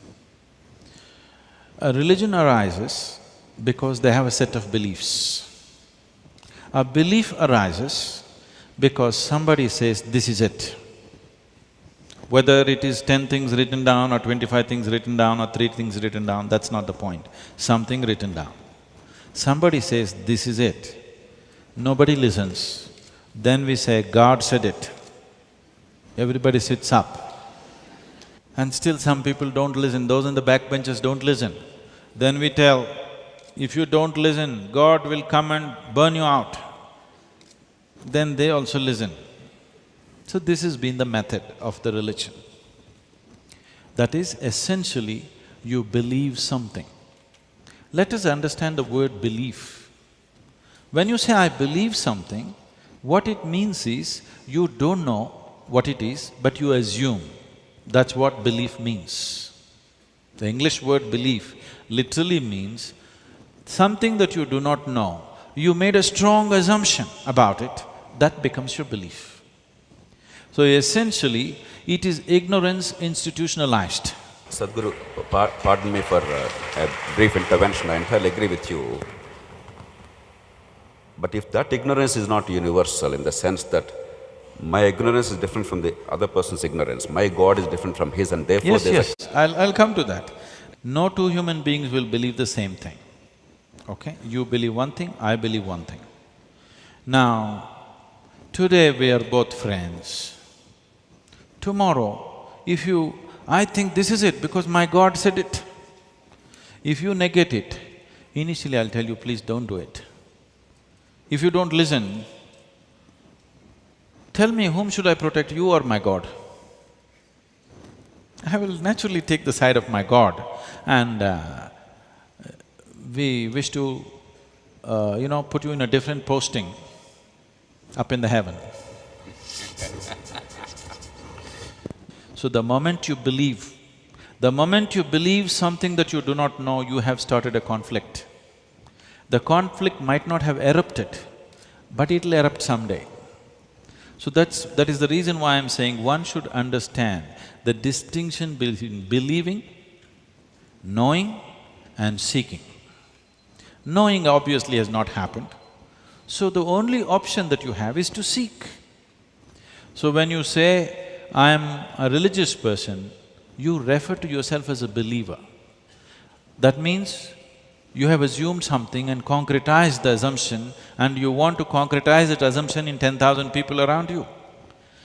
When you say, I am on the path of spirituality, you will say, I am a seeker. When can you seek? Only when you have realized you do not know, you can seek. No seeking can be genuine. If you assume something and then seek, you do not know, that's why you seek. If you come here and you do not know, can you fight with somebody? You have no cause to fight with anybody. You have nothing to protect because you do not know. So, spiritual process will remove conflict entirely, not in the society. Essentially, it removes it within you.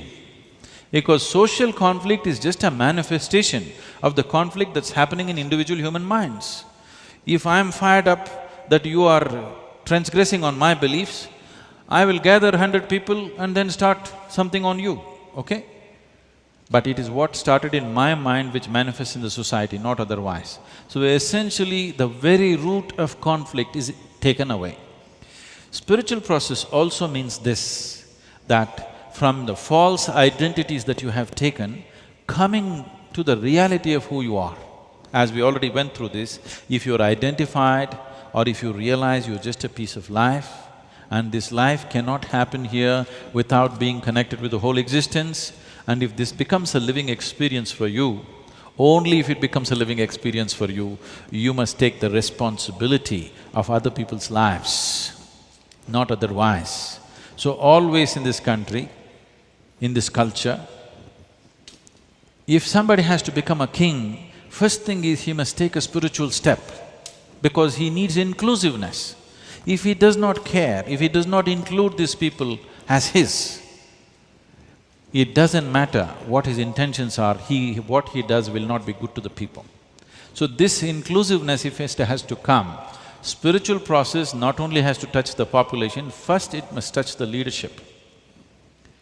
We were doing a program for a group of very prominent people about 8 years ago, and one person who's a very well-known and very important person in the administration stood up and asked Sadhguru, that's fine, what about the country? I said, see, there are many things you can do, but the most important thing is, some transformation is needed within the leadership. Because a leader means, if you become a leader of the people, every thought that you generate, every emotion that you generate, every action that you perform is going to impact millions of people. It's a tremendous responsibility and a privilege.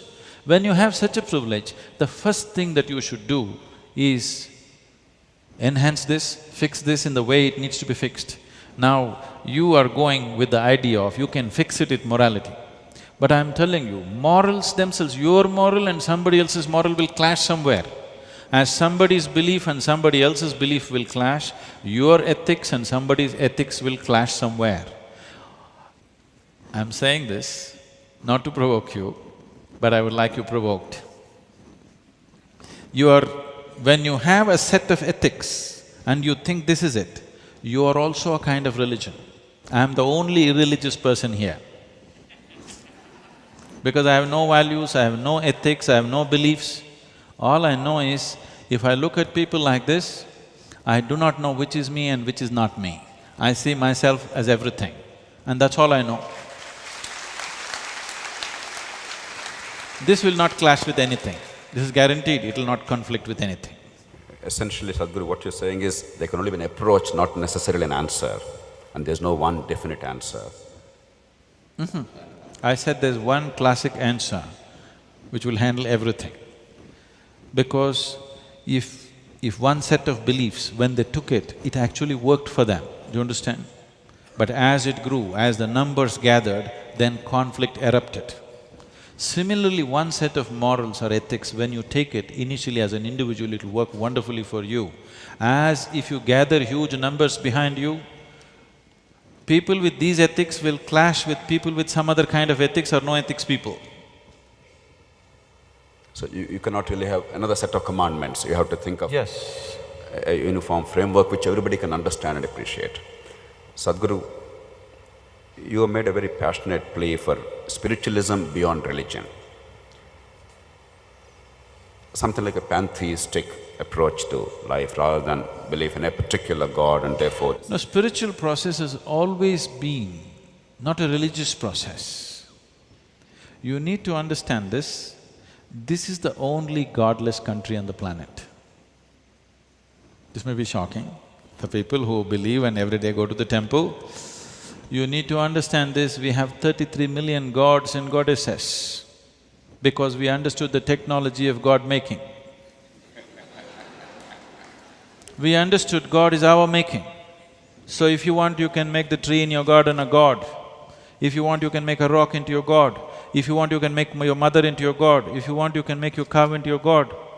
Anything you want, you can make it into your god.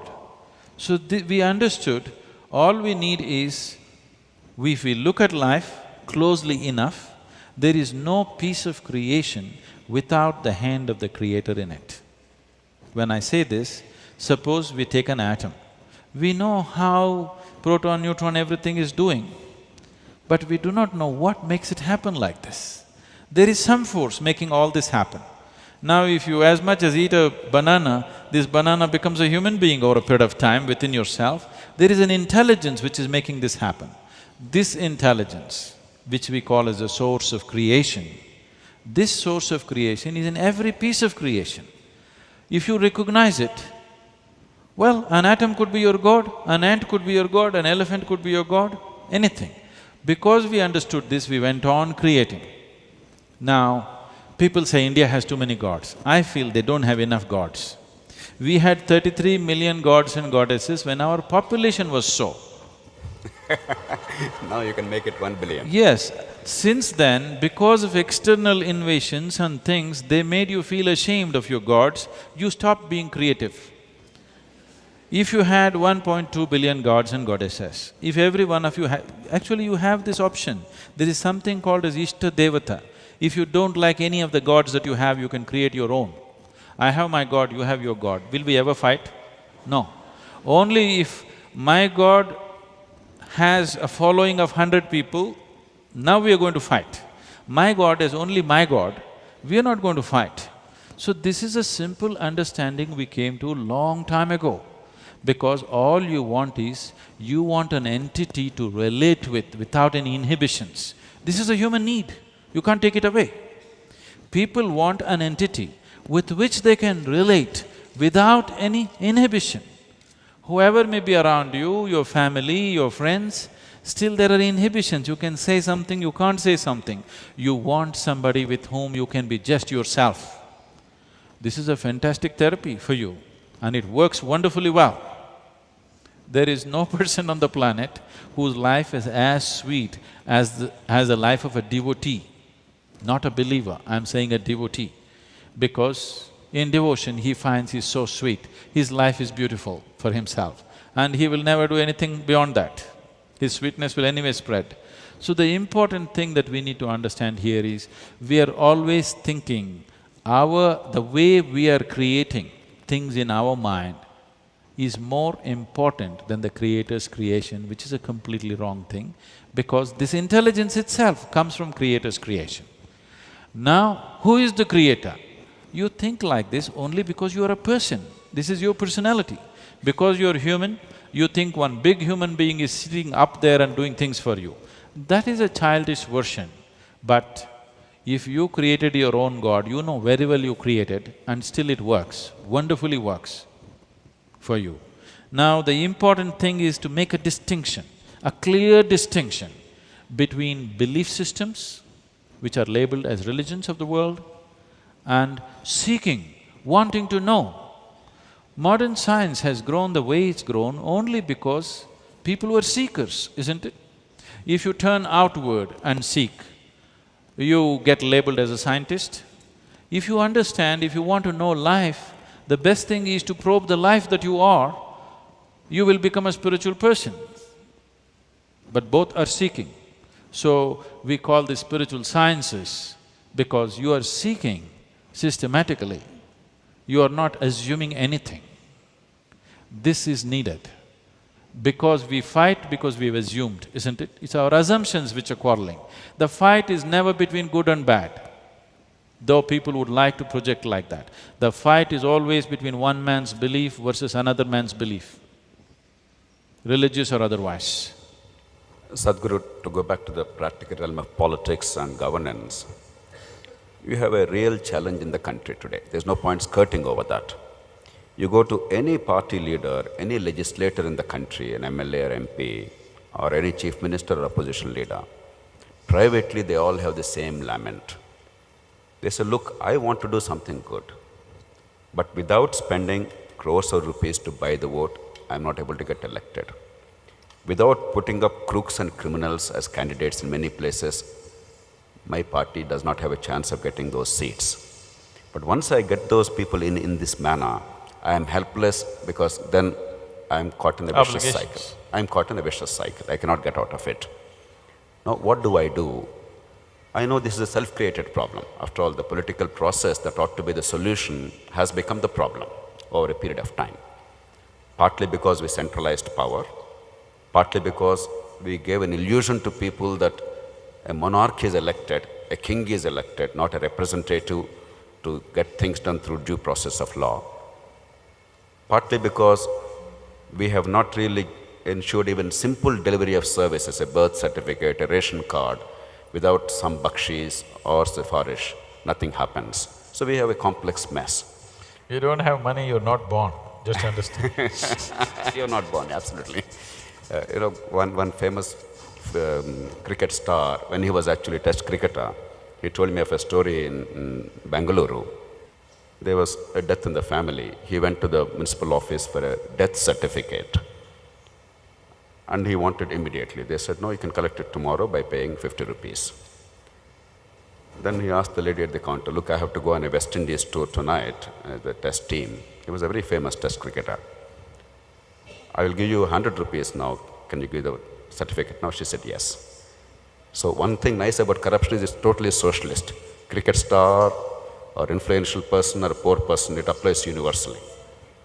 There is a huge problem. If you play 250 rupees, you can get it even if the person is not dead. Absolutely. Absolutely. Add a few more zeros, you can actually kill the person.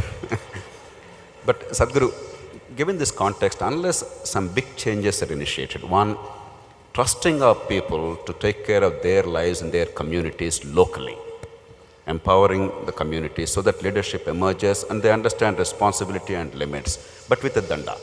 Some things go wrong, you punish them very firmly, but people start taking responsibility. Now, you must define the word community. It could There's be a challenge on that. A village, a ward, whatever. That is not community. My religion is my community. My caste is my community. My family, my mama and his sons are my community. My village is not my community. My ward, what ward are you talking about? I don't know. My community is my blood.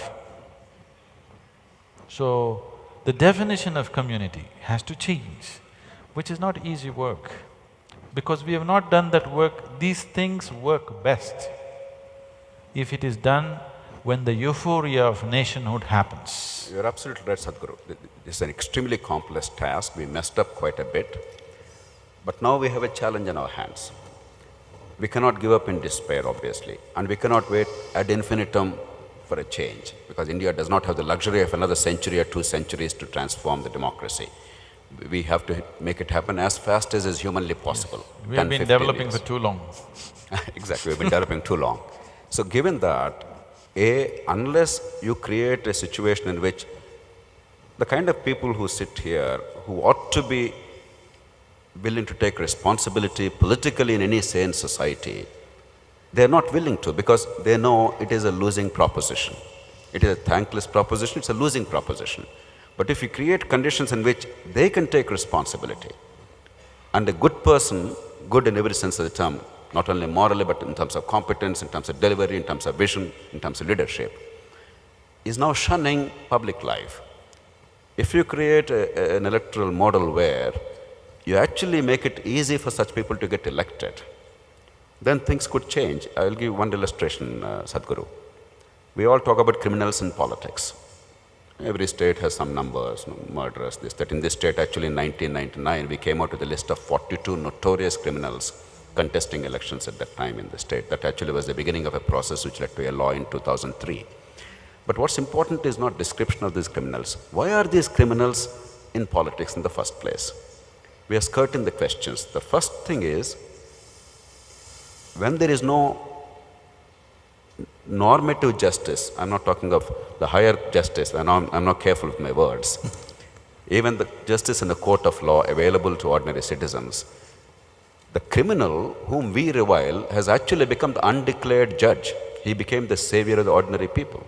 Therefore, he earned the respect and the money of the people.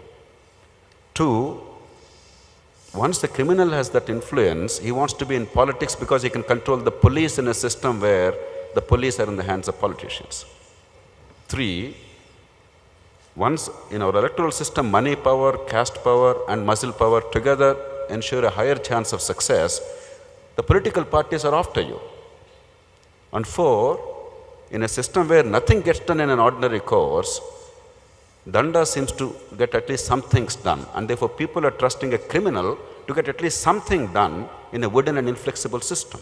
So without going into these issues, merely saying criminals are there, let all politicians say criminals, doesn't really take us far. So my appeal to you is, could we evolve a framework? Could we make at least this class of people recognize what is the complexity of a political process, and what are the things, what are the levers we could find to bring about the fastest and most genuine transformation of our polity? As you articulated kind of defined the problem.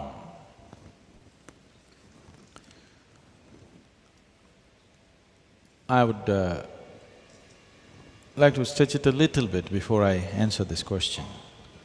That is, criminals are not entering politics because they want to control the police or this or that. Essentially, whether a policeman or a criminal means both of them carry the danda. That's why the danda goes on, both theirs. Now one serves what all of us have agreed as law. Another serves his own understanding of how the society should be. And whenever those who carry the danda to enforce the law do not wield it effectively enough, in reasonable amounts of time, then naturally people will look to somebody else who has the danda, who will wield it quickly. You get justice quickly. See, this whole thing about criminal is a big word. But today in India, it's become very ambiguous, who is criminal, who is not. As it is, so many people who are respected businessmen are in prison. Tihar jail is full of… They're planning to build a, Marriott hotel in Tihar because So many business people, top-level people are there. It's time they did some modifications. And so many more are going to go. If the judges go with the activism with which they are going, many more will go. Because many of them, to do their basic business every day, have to deal with this kind of people. Otherwise they cannot do their business. So the word criminal is a strong word, and we need to understand this in the Indian context. As I said, our action should be appropriate to the situation we are in. We cannot talk like Switzerland, where if you put it on the notice board, this is the law, everybody will follow it. That's not where we are. We need to be, we need a lathi to keep things going. We are still there, let's understand we are there. Whether we like it or not, that's where we are. So what is the solution? Solution is simple enough, but not so easily enforceable. Now it's very easy to say, all of you vote by your this thing, whoever the best man. Who is the best man? I don't like any of them.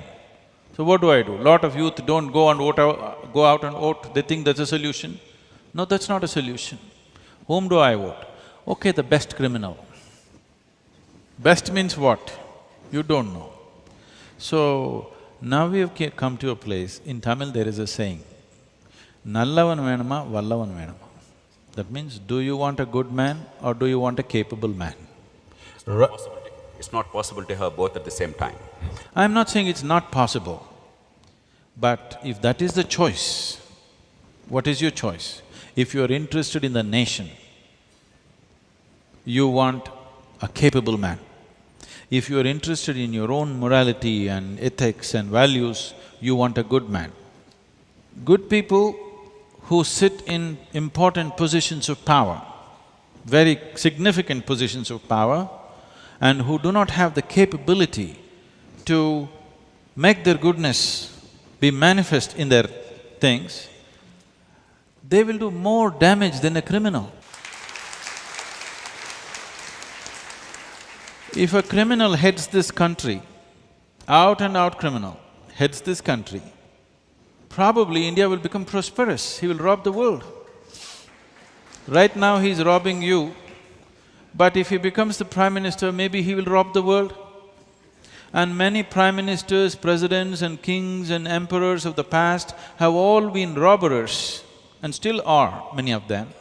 They're robbing effectively elsewhere and people are happy.